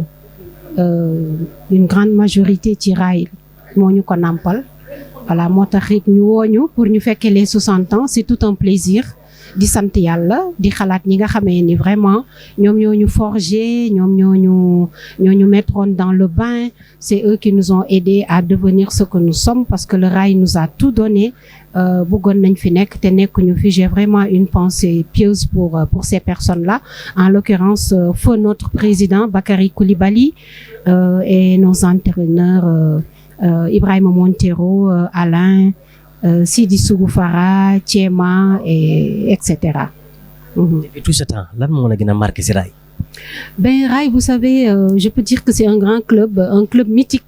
C'est le club mythique de Thiès et moi qui suis du handball je sais que le rail a marqué vraiment le sport sénégalais. Voilà, sur toute la ligne, que ça soit le football dans les années 60, 70, 80, que ça soit le handball dans les années 80, 90, 2000, actuellement même, puisque l'équipe masculine du rail a joué sa grande finale à la Dakar Arena la saison dernière et puis l'équipe féminine qui est restée 25 ans en division régionale et maintenant dans le championnat élite. Donc ça nous a valu 2 finales l'année dernière. On peut dire que... Comparer l'ancienne l'équipe d'handball de US Rail et actuellement le nouveau équipe. Ban différence? Ben en fait, vous savez, il y a une très grande différence parce que les entraîneurs de l'époque, c'était d'abord des enseignants, des instructeurs. Donc li ñu doon def ci ñun, c'était tout autre chose. Dañ ko jàngoon, di ñu ko enseigner. Ba nga xamee ni am na un comportement et un savoir-être bu nga xam ni dañ ko defoon ci ñun voilà actuellement nag les temps ont changé je veux dire hein les temps ont beaucoup changé j'aimerais même pas les comparer en fait parce que ku nekk sa époque daal am nga nooy évoluer de façon différente. Est-ce que yéen en tant que des anciens est-ce que tey am nañu pas de responsabilité tey fi raay tollu nii ak ñu naan mu ngi bëgg a suux a bëggul suux raay fu mu nekk nii est-ce que tey yéen en tant que des anciens mën leen porter projet bi pour mën a soutenir raay. Oui mais je pense que c'est tout à fait c'est ça la logique même hein voilà donc nous les anciens nous devons revenir pour faire de la restitution li nga xamee ni raay moo ko def ci ñun on devrait pouvoir venir et porter le rail. Moi, c'est ce qui m'a motivé, hein. Voilà, parce que beaucoup nous s'étendent quand même sur nos club mythique Mouissour. Voilà, donc tous les anciens, moi je les invite à venir, mettre la main à la pâte, porter leur club de naissance, leur club de cœur. Voilà. Merci beaucoup. ñu bàyyi nag déggu si biir di yàggale fête. Merci. C'est un fête parce que 60 ans ñu koy fêtewu loolu c'est un grand plaisir. On dit alhamdulillah. Merci beaucoup mbokk yi toujours ne Alain Sang noonu la parce que Rail ESAI dafa am na football am handball am basket am lépp loo xamante ne rek toutes les disciplines dafa daje biir Rail mu nekk nag loo xamante ni vraiment ñoom ñëpp ñu koy jëmmal mais tey nag xëy na section football bi moom moo xewle tey mais il y a beaucoup de sections yoo xamante ni toutes les sections disciplines boo xalaat mi ngi si biir Rail kon tey yaakaar naa ne mu nekk loo xamante lu am solo la bu ñu xewlee 60 ans ñu gis fii ñi nga xam ne ay handball la ñuy def ñi nga xamante ni football la ñu def ñi nga xam ne basket la ñu def vraiment loolu dafay nekk loo xamante ni day wone dëgg-dëgg rek maanaam nekkin bi ñu doon nekkin bu am solo la nekkin bu am jëmm la woon moo tax nag vraiment ñoom ñëpp ñu doon daal di fêter li moom seen 60 ans mbokk yi xam naa si kam tuuti rek ñu xaaraat yeneen gan ngir mun a dalal nag suñu yeneen li nga xam ne rek ay wala ñu xaar sax kii en attendant doog a jël ba may tuuti gars yi di ñëw en attendant ndànk-ndànk ba keroog ñuy daal di nag motal li nga xam moo di rek mbir mi ñu bàyyi président Ma Anta moom tamit mu daal di sàqan mi si lanc bi Ma Anta ñu ngi lay nuyu. waaw ñu ngi leen di jaar baax a baax di kontaan vraiment si vraiment couverture bi waaw vraiment lii moom c'est ab li ñuy wax moom seen raay moom seen raay la quoi vraiment gis nañ taxawaay bi vraiment si club bi rawatina section bi daal. tey fête bi 60 ans foofu la ñuy dugg bi ngeen daal di réunir yi depuis mu ne Rail dafa raté 50 ans yi jotu ko féetewu mais pourquoi ngeen raté 50 ans yi ñëw si 60 ans yi quel est le plaisir. waaw xam nga 60 ans moom li ma waxoon sànq rek si bëccëg mooy 60 ans moom ku liggéey ba 60 ans da nga dem retraite daanaka donc Rail bu defee 60 ans donc je pense que bu 50 ans échappé c'est normal aussi. vraiment 60 ans ñu feete ko ndax ku doon liggéey ba 60 ans da ngay retraité donc dina permettre ñi nga xam ni xamuñu woon ñu bari ci génération yu bari yu leen échappé vraiment tey ñu xam ñan ñooy génération 70 80 sama genre nga xam xamuñu leen génération 70 80 peut-être génération 90 lañ commencé kii tey jii dina permettre génération boobu ñu xam leen donc je pense que initiative bi nga xam ne moom la président Alioune Sarr ak section football bi nga xam ne moom la président Diawara jël yaakaar naa am na solo ci génération yëpp. parce que même la génération yàgg yi tey dinañ xam tey ñan ñoo fi nekk au niveau au sein de l'équipe de l'US Rail ndax génération bi nga xam ne ñoom mujjee nañu peut-être ñoom miinuñu leen bu baax a baax mais c'est l'occasion aujourd'hui tey ñu miin leen ñi nga xam ne tamit xamuñu woon génération 70 yi c'est l'occasion tey ñu miin moo tax tey jii vraiment événement boo xam ne vraiment ça va à son heure waaw. tey Rail fi mu toll nii mu ngi mel ni dafa toll si guddi gi bër setagul tey en tant que yow am nga yaakaar ne dina gënam déet. waaw yaakaar naa ni certes ñu ngi dund lu xaw a jafe peut-être ñun ñi ne si ñi dirige actuellement xam nañ jafe-jafe bi nga xam ne moom la vraiment équipe bi di jànkonteel waaye nag wax dëgg yàlla je pense que équipe bi gëj na am subvention yi nga xam ne ñooy chemin de fer donc bon xoolee ñu ci nekk tamit ay jàmbaar lañu ndax vraiment presque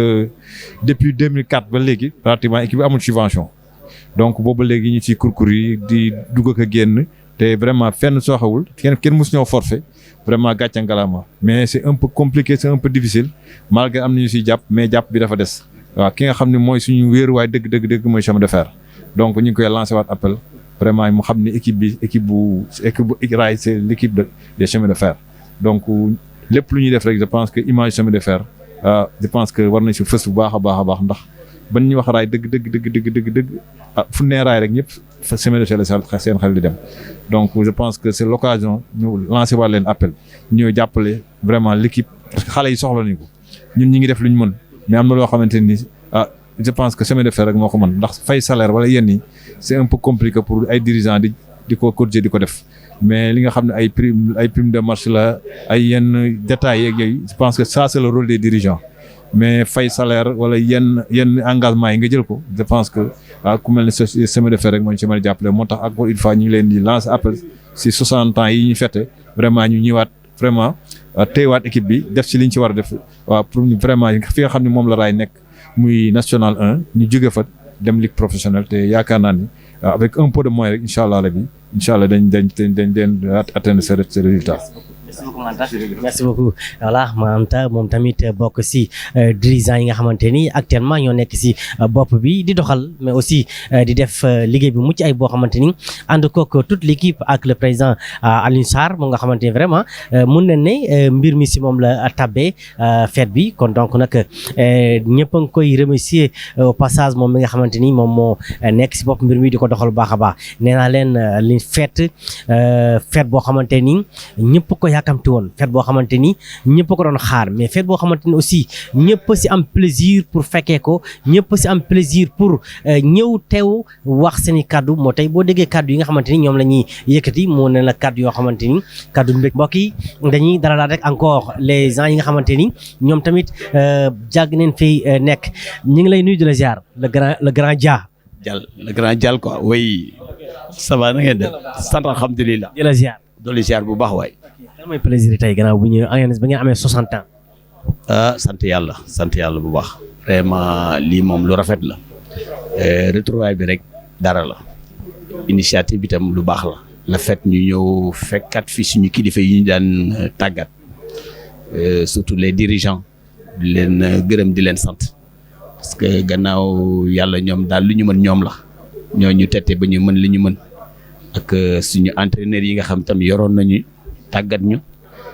ci jàmmam ba ñu ñëw mën a dajawaat fi tey vraiment lii lu rafet la lu baax la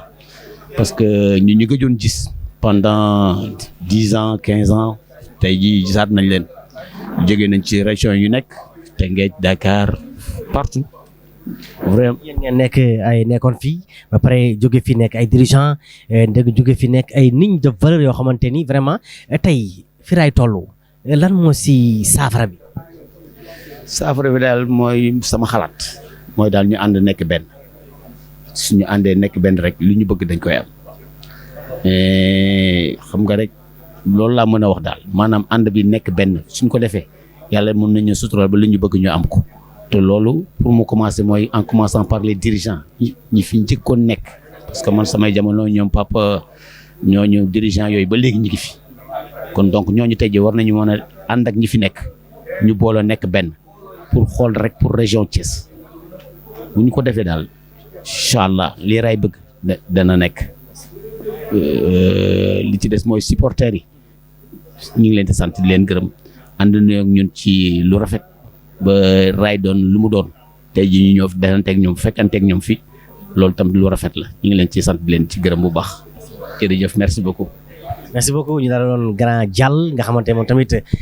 jaar na si li nga xamante rek fii di Ezraï ñu dalalaat beneen ndaanaan jaar fii si kër gi nag moom naa la fii mooy kër gi la maison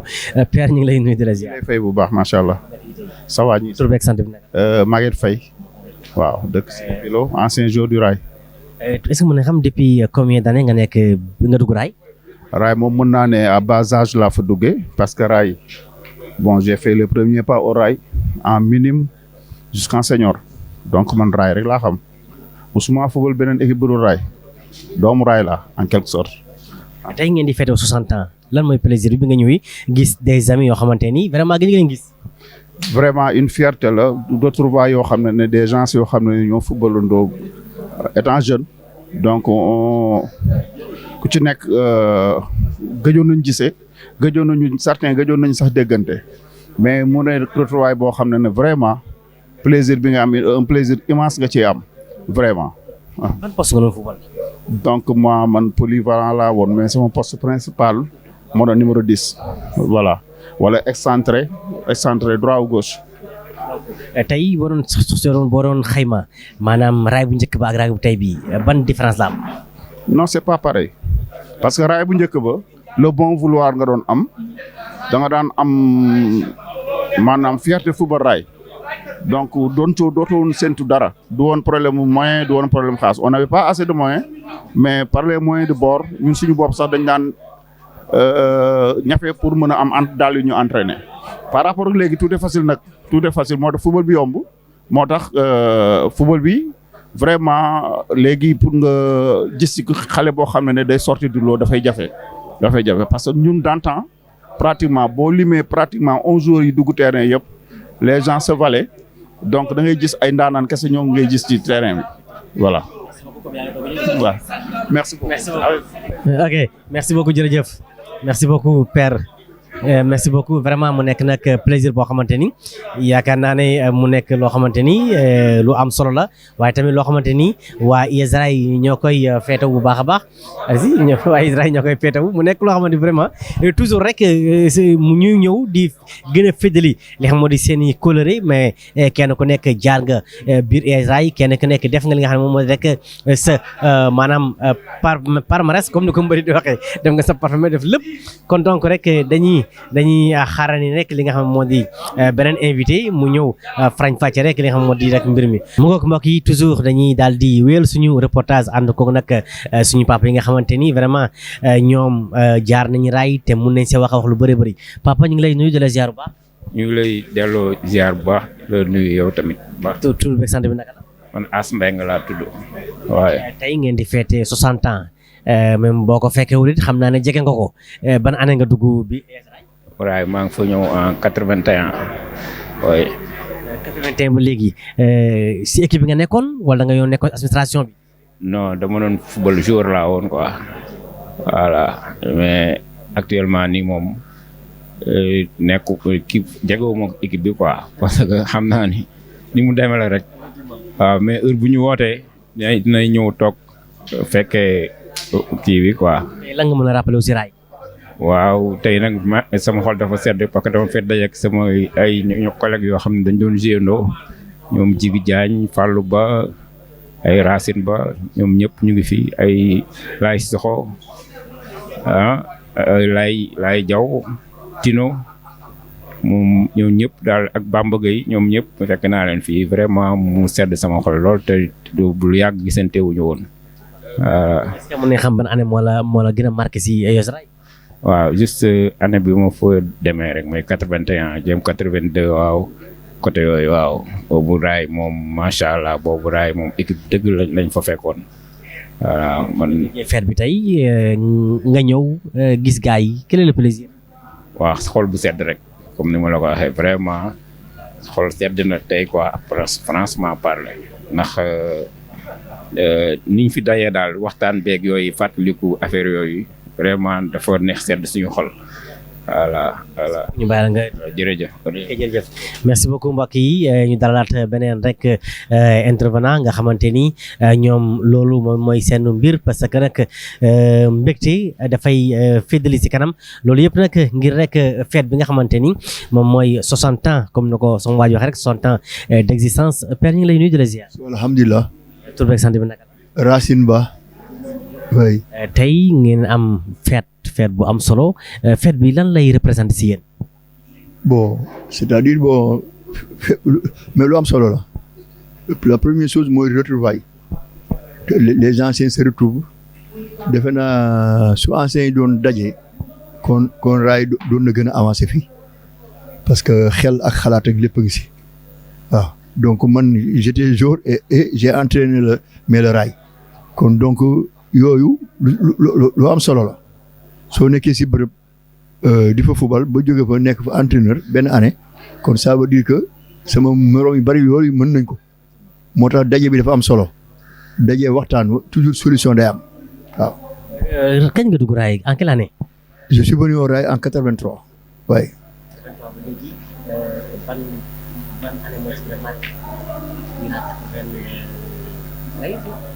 bon.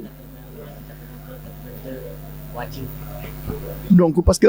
mais année yëpp soo leen xoolee parce que kii wuute y' a pas mais bi gën a si kii mooy bi ñu am sata yore waaw bi ñu am sata yore bon c' était vraiment y avait des résultats bon les gens étaient bons c' était la cohésion y avait l'esprit les Thiessois étaient derrière nous et j'invite encore les Thiessois à ñëw donc parce que tout récemment bi ma demee Saint-Louis dañ ne il faut que les Thiessois se retrouvent pour que le rail puisse nekk fi mu nekkoon waaye. waaw. d'accord merci beaucoup. mbokk yi merci comme ni ñu koy defee rek nee naa leen saa su nekk rek dañuy gën a wéyal nag li nga xam di reportage yi chaque jour instant gan yaa ngi ñëw di dugg di def seen i témoignage tey ñu toogaan nag ay ndaanaan dañuy bàyyi aussi ñu présenté wu wax seen tur ak seen sant su ko defee aussi ñu doog a dugg nag li nga xam moo di les questions et les réponses ñu ngi lay nuyu di la ziar bu baax a baax. waaw ñu ngi leen di fay bu baax a baax man la Lamine Diallo ancien maire de la commune de Thiès Nord membre du parti 2AP de Abdoulaye Dieye donc ñu ngi ànd tey délégation am la ñuy conduire ànd si imam Top ak suñuy frères yële. monsieur le maire tey nga ñëw teewal ki nga moom di Abdoulaye Dieye tey bi nga ñëwee gis waa Rail US Rail di feetawu seen 60 ans 60 ans du loo xamante ni ay 60 jours la du 60 semaines donc c'est des années tey nga ñëw en tant que représentant la ban satisfaction moom la kii wala ban plaisir nga gis bi nga duggee fekk fi des anciens footballeurs. waaw d'abord dañuy am mbégte bu rëy donc mais mbégte bi balaa ñu siy dugg sax dañuy le président Ablaye ci boppam moo defoon na yëpp pour teew fi actuellement il est hors du pays loolu moo tax ñëwul mais tey bés bi bésam la woon parce que ku xam Ablaye Dieye rek xam ko si sport lu mu siy def moo tax mu délégué mu yónnee délégation bi pour ñu ñëw teewal ko. du wax rek mbégte la ñu am parce que tey wax nga ko 60 ans du 60 mois du 60 jours te wolof day wax ni lu dëgg rek lu yàgg rek dëgg la tey US Rail les plus belles pages de l'histoire sportive de la cité du Rail US Rail moo ko bind. C'est vrai que temps yi mi ngi am ay jafe-jafe c'est l'occasion aussi du sant du gërëm bu baax tous les responsables tey yi nga xam ne ñu ngi def lépp. pour que l'US Rail taxaw donc loolu ñoom dañ leen ciy remercier bu baax xam ni daal mbégte la ñu am tey l'US Rail tey amul Thiessois mbirum Thiessois la donc ku ne l'US Rail rek c'est la ville de Thiès voilà. ñu jël bés bi dara jaarale ko kenn moo di rek Ablaye Dieye tey nga ñëw teewal ko collaboration bi dox diggante waa US Rail ak Ablaye Dieye. waaw parce que comme nu ma ko waxee sànq rek Ablaye c'est un homme sportif sport da koy dund te doomu Thiès la te gis na ni aussi. li nga xam ni tey moom mooy yéeneem mooy lépp lu nga xam ni Thiès am na ko mu nekk mu marqué son histoire Ablaye da ciy béy waaram donc moom ak US Rail histoire la moo tax il n'a jamais lésiné sur les moyens pour jàppale ko tey loolu mooy yéeneem dëgg la am na nga xam ne station yi nga xam ne tey bu fa nekkoon tey dinañu gën a gis loxoom ci US Rail mais dañuy wax ni ak lu mu mënti demee doomu Thiès la US Rail képp ku dëkk Thiès amal nga ko bor et que Ablaye moo tax à chaque fois que de besoin doon na taxawaay bu mat pour jàppale US Rail.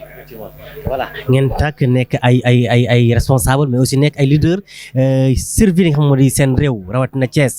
tey yéen en tant que ay responsable ban porte ngeen moo def pour Rail mën a jóg parce que gis nañ ne à l'époque Rail mu doon exister doon def vraiment appui bu baax a baax mais léegi ñu gis Rail mu mel dafa am benn sooxe tey yéen est-ce que yéen a ngi si dugal seen loxo wala am ngeen boog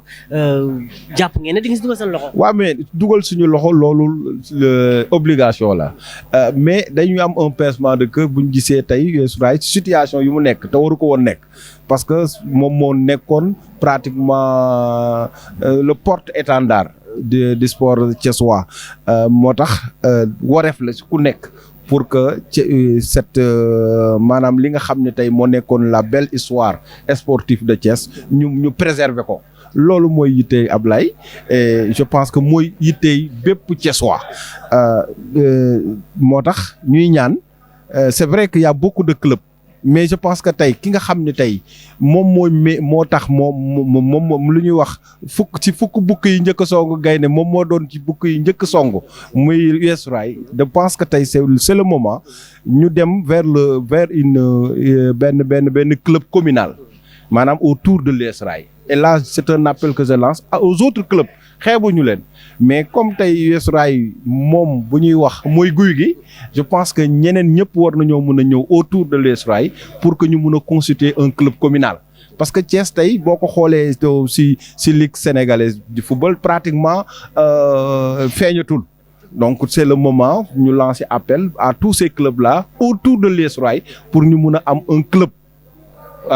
fort un club communal bi nga xam ni tey la ville de Thiès moo ko war a porter. Parce que c'est vrai que les 3 communes dinañu nekk ci ASC yi mais la ville de Thiès war na dugal loxoom bu baax ci club bi nga xam ne tey moom laa wax muy le club communal bu ñu ko defoon dina yombal pour que la ville porte ko mu nekk un club communal.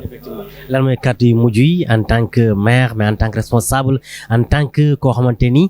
Thiès kaay benn dëkk ñaari gaay ñëpp xam nañ la si sa disponibilité tey ban message ngay lancé jëmale ko si rek 60 ans d'existence 60 ans yoo xamante ni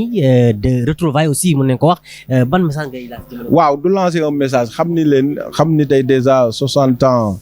C'est vrai que waruñu fi yem rek feete ko donc war nañu xool jafe-jafe yu nga xam ne moom lay US Rail du dund ñëpp dugal ci seen loxo pour que jafe-jafe yooyu saafara et je pense que loolu moom mooy taxawu président Ablaye Dieye mu nekk fi mu nekk ngeen gis ko ngeen ñàkk ko gis yitteem yëpp mooy un club fort autour de l'US Rail donc daal lu ñuy def mooy invité Thiessois ñu xam ne l'US Rail patrimoine la l'US Rail li nga xam ne la seen moomeel la waruñu ko seetaan ñoom ñëpp si war a jël dugal seen loxo ku ko deful rek mission la ku nekk ku ko deful rek boo ko accomplirul je pense que vous avez trahi et donc loolu moo tax la appel boobu lay lancer à tous les Thiessois. Merci beaucoup. ok merci beaucoup mbokk yi ñu bàyyi la nga dellu si salle bi vraiment mu nekk nag vraiment ki nga xam ne moo di rek l'ancien maire de zone nord muy Lamine Diallo teewal fii délégation bi nga xamante ni moom moo di délégation Ablaye Dieye moom lañ ko tuddee waa Israël jagleel ko nag li nga xam moo di rek daraja yi kon donc tey vraiment c'est un plaisir ñi nga xamante ni moom di waa Israël waaye tey ma tey nag aussi ma daal di dalal ki nga xamante ni aussi moom mooy yaakaar naa ne kenn dootu ko présenté sergent le grand sergent suñu match bi ba léegi bàyyeegun non dañuy fayu suñu match bi. amul problème ça va naka mu. ça va bien man. voilà tey yaakaar naa ne vraiment li xew ba ñëpp di ko ràññee ba ñëpp tax ku nekk di dagg si langue gi di fekk si fii tey si mairie bi muy 60 ans. yaakaar naa nga nekk biir ay Israël yaa xam nga fa miin nga fa tey bu ñu demee ba xewle maanaam 60 ans di ko fêté en tant que tey sergent ban message ngay lancé jëmale ko si 60 ans yi. waaw avant tout di saluer ñëpp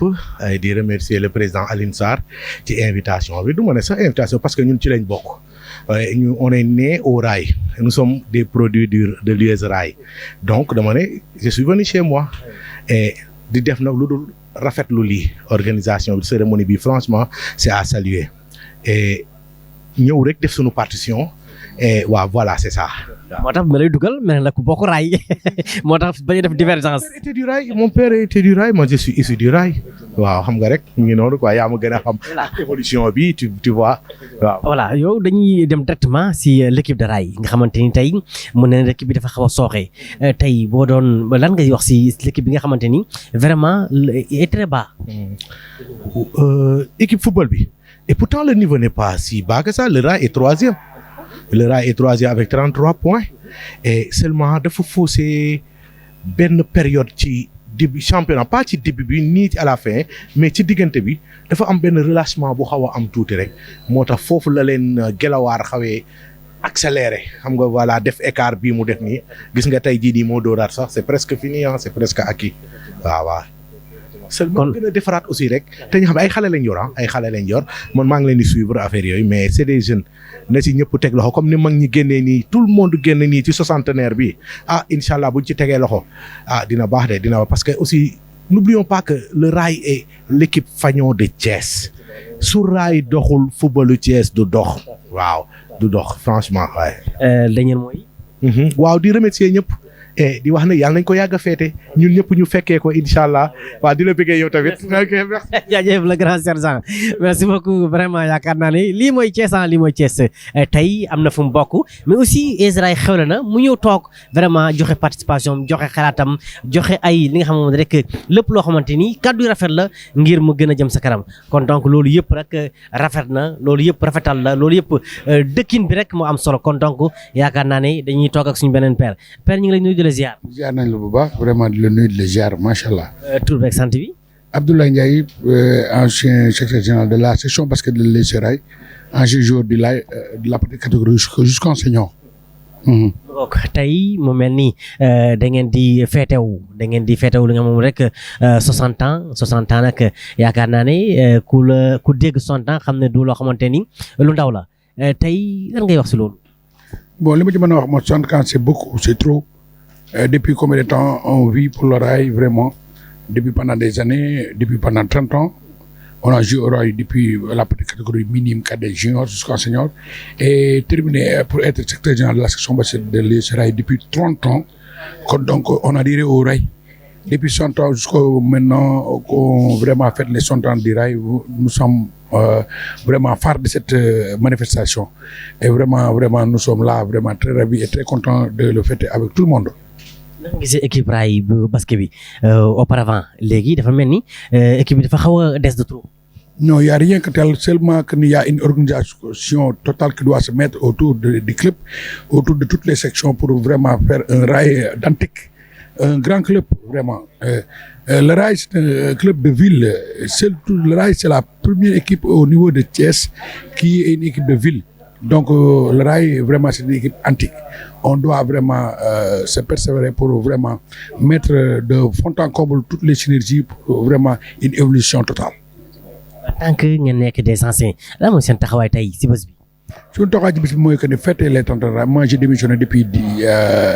l'année passée pour secrétaire général de la section de l'ESRAI. Donc, Aliou Sarr qui est le président, c'est un ami, c'est un frère. Vraiment, Lamine Cissé qui est président de la section, c'est un frère, c'est un ami. Et vraiment, je connais très bien le rail, vraiment.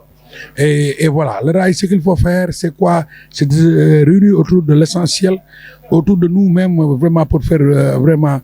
main forte pour vraiment faire aller de l'avant pour le rail, pour vraiment une équipe émergente. Vraiment, et c'est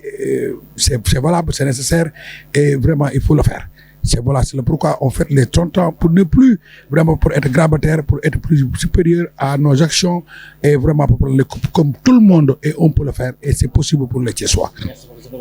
Merci à vous. waaw mbokk yi jëmu ji yaakaar naa ne kenn du ko présenté kii mooy Sidi Rail kii mooy Sidi Thiès kii mooy Sidi borom mbib bi gis ngeen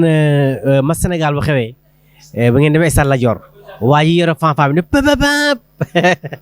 jëmu jaa ngi nii Sidi nuyu naa la ziar la. maa la raw maa ngi nuyu ñëpp di sant suñu borom parce que lii émotion mu neex la si raay parce que raay doo ko dégg mu tas mu benn bopp la mooy benn bopp saxaar waaw. kon nag dañuy ñaanal équipe bi fu mu bugg yàlla na ko yàlla may mu dem foofu muy football bi mu basket ba handball athlétisme waaw parce que lu ñuy ñaan rek mooy équipe bi na dem Ligue 1 rek waaw moom la ñu fi nekkoon yëpp moom la ñuy ñaan pour équipe bi dem Ligue 1. basket bi nekk national 1 handball bi nekk national 1 waaw ak athlétisme. mais ñu gis raay bu amee match ni ngay yëngalee stade bi Sidi c'est un plaisir nga koy defee wala boog da nga bëgg raay sa xol. waaw kooku boo ko amee moom parce que cheminot la parce que équipe bi suñu équipe la raay boo déggee klaxon moo koy def noonu parce que ku ma ko njëkk a jàngal mooy njaxat. nem si yàlla njaxat yàlla na ko yàlla xare àjjana parce que lu baax loolu doon tete équipe bi foo équipe bi du nekk muy métti njaxat a ngi suñu ginnaaw muy taw lépp muy naaj bu tàng yëpp njaxat topp si ginnaaw ba yàlla def ne affaire bi léegi maa ko yor vraiment fu nekk dem naa ko équipe ak raay muy basket bi indil naa ko coupe handball bi lépp indil naa leen coupe du Sénégal lépp fii ak championnat ak Sénégal encore fu nekk ànd naa ñoom coupe d'Afrique bi yëpp ànd naa ñoom fu nekk dans le monde parce que équipe bi lu ñu xam mooy cheminot yi mooy le raay waaw. mooy kàddu yu mujj yi ak message bi ngay lancé waale jëmale ko si fête bi. fête bi moom mbégte la parce que lii 60 ans raay ñëpp a si kontaan parce que lii ñëpp benn loxo la lii damay ñaan waa Thiès mooy ñi nekk diaspora bi ñëpp ni ñëw jàppale équipe bi seen équipe la équipe bu raay la équipe bu dëkk bi la nañ jàppale raay boo déggee ñu jàppale raay pour ñëpp lu waaye man rek na ci def surtout suñu mbokk cheminots yi ak le directeur général chemin de fer dañ lay ñaan ngir yàlla ak yonent bi ñëw jàpp équipe bi seen équipe la waaw. merci beaucoup mon ami. jërëjëf Alaaji Sidi yor nag maanaam mbib bi di ko yëngal bu baax bu raay xewle wala bu raay defee li nga xamante rek amee mars Sidi dafay yëngal bu baax a baax ñu dalalaat rek beneen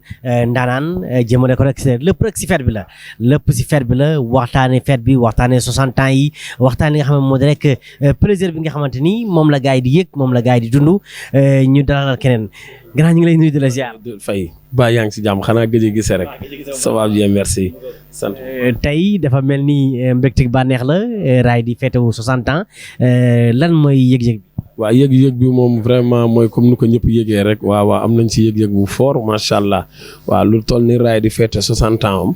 am loolu vraiment ñun ñëpp dañ ci war a am bànneex am si yëg-yëg waaw ñun dañ see nekk maa ngi tudd Mohamed Khouma manager général handball bi laa nekk mais daanaka handball ak football ak raay ak athlétisme yëpp benn famille bi la waaw. nga féetoo si handball bi mais ñu gis tey mel ni section football bi moo xewlee parce que football bi ñoom ñoo def benn retrouvaille de 60 ans di ko féetewu loolu tey bi nga déggee loolu en tant que dirigeant lan moo si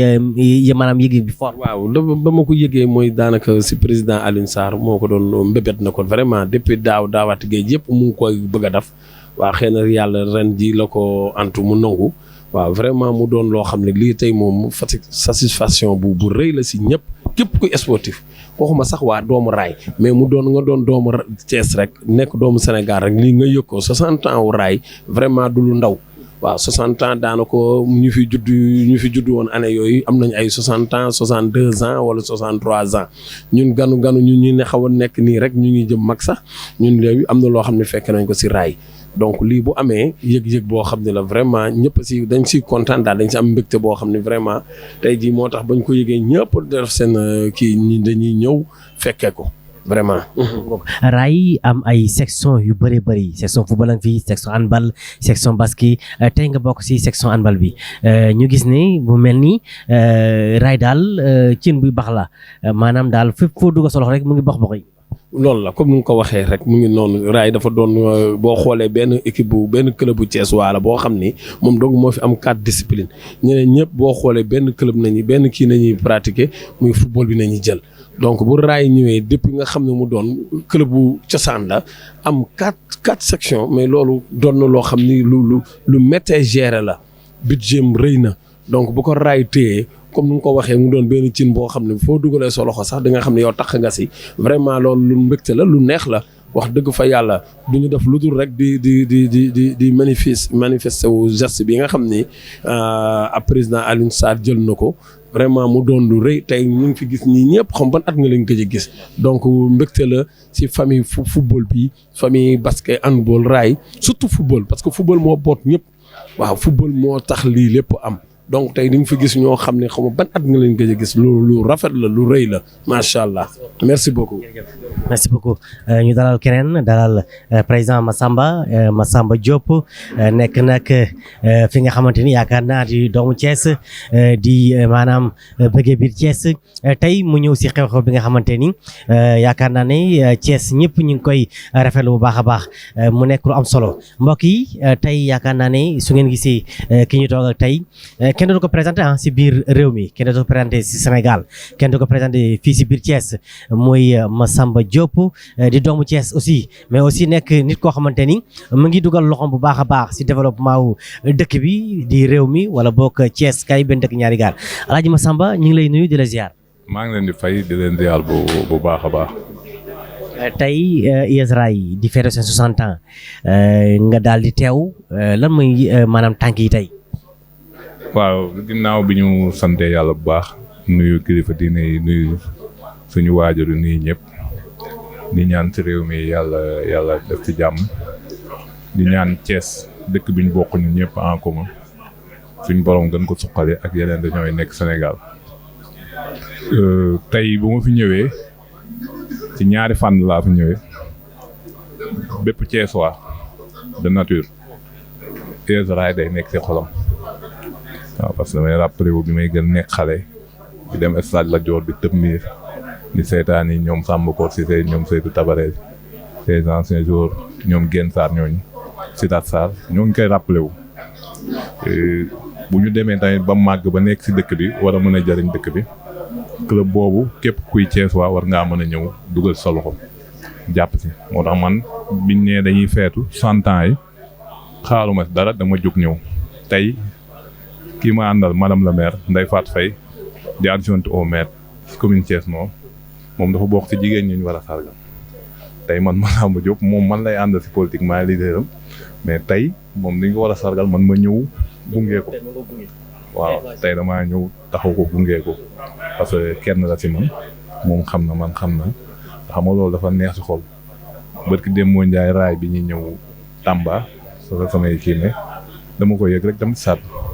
taxaw leen yàlla may leen ndam je pense que ni bu ñu defee noonu rek équipe bi dina ñëw nekkaat fi mu nekkoon. nekk ay nit ñoo xamante ni vraiment ràññeel nañ si biir Thiès donc tey ngeen gis Thiès raay nekk équipe bu kër du Thiès waay mu mel ni dafa nekk si guddi gi bër setagul yéen en tant que ay dirigeant en tant que ay nit ñu yàlla may maanaam ndomba tànk tey ban yëg-yëg ngeen am ak naka ngeen mën a def pour mën a soutenir raay tey guddi yi mu nekk nii. waaw dama xam ni mais la wax rek di lancer appel à tout un chacun Thiessois pas autorité yi rek bonne volonté ñu fi nekk nañ gëstu club Fagnon yi pour ñu mën a am club première division raay équipe phare la mi ngi mën ne ay ñoom Jaraaf donc waruñu ko bàyyi muy suuf ku si nekk Thiessois bu ne ak fi nga mëne war nga mën a jàppale l'équipe dirigeante qui est là pour ñu ñëw kii et je pense que ni initiative bi ñu jël war na mën a am lu mu déclenché tey beaucoup de Thiessois dinañ fi daje ñëpp ñëw anciens yi les jeunes ku si nekk rek bu apporter pierre am si couche bi et je pense que ni ça ira incha allah. kaddu yu mujj yi. waaw ñu jox madame la maire. waaw madame la maire moom xam naa ne moom nga waroon njëkk a jox mais xam naa ne tamit boo ko joxoon damay delloo cër gi mais tey moom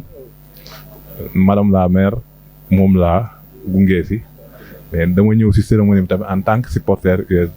Raay waaw mais jóg bi moom tey moom moo ko moom voilà jërëjëf. ok madame la maire tey comme yow dañ laa tuddee bés bi muy bés boo xamante yaakaar naa ne buñ la ñëwee annoncé na yow lañ ko tuddee ban yëg nga am si loolu. waaw asalaamaaleykum maa ngi nuyu ñëpp di la sant yow mi ñu dalal ci reportage bi bi ñu ñëwee dama ne ma dañ maa boole ci ni ñu tuddee bés bi. ça m'a fait beaucoup plaisir kontaan naa trop ndax bu ma dee doomu Thiès waa juddoo Thiès màggee Thiès yaroo Thiès sama papa nekk cheminot ba retraité fii à la régie tey ñu ñëw boole ma ci ñi ñu tuddee ci les 60 ans de l'US Rail loolu lu ma rafetlu la lu ma neex la en même temps ma nekk encore ci dëkk bi comme nekk ci maire bi comme adjointe au maire di ànd ak sama leader Massamba Diop mu gunge ma ci bés bi ma ñëw ànd ak moom loolu dara gënu ma ko nekk ndax man fooguma woon ni sax tey dina nekk à Thiès parce que fan yi yëpp war ngeen koo gis à travers la télé mu nekk ci ay projet yooyu xaw ma woon na fi ñëw mais pour accompagner ma ak yëg bu ma yëg ak bëgg gu ma bëgg moo tax mu déplacé wu ñëw gunge ma ci sama bés bi mu doon lu ma rafetlu torop di kontaan di sant ñëpp asalaamaaleykum.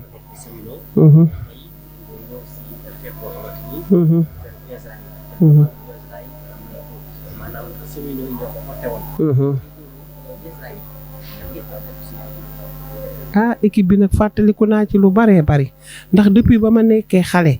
laa dara suivre seeni match sama papa di waxtaane affaire match ca kër ga US Rail ma xamoon ci ay figure yoo xam ne ñoom ñëpp jóge nañ fi ku mel ni Moussa Diakhaté moo nekkoon fii Rail ñoom kii Bouba Jaxaaw ñoom ñëpp xamoon naa ci ñu baree bari ñoo xam ne wax dëgg yàlla léegi nekkanuñ fi yal na yàlla yokk seen leer xale leen àjjana ba ñi nga xam ne ñi fi toog yàgg a toog di feete lii ndax li indi 60 ans yi tey yal na indi 100 ans de plus.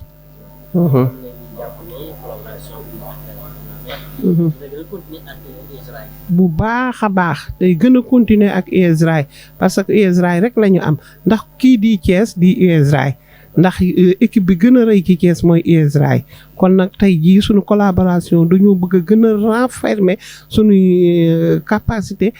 jàppale waa US Rail te sama waa ji di Massamba Diop mi mësu coy jóg parce que moom dañuy dem Tamba di ko fa fekk muy defanteeg ñoom ay teraanga te boobu xamul ni sax lii da ñëw moom comme il est social loolu la xam ku mu gis dimbale la surtout moom muy doomu Thiès université ba léegi képp ku mu gis ak fépp fu muy liggéey fekk fa ay Thiessois toujours da leen di soutenir loolu ñëpp seedeel nañ ko kon tey jii dañuy gën a jàppaat US Rail gën a jàppaat ci équipe bi lépp luñ ci mën ak lépp luñ ci sañ dinañ ko def incha allah rabbi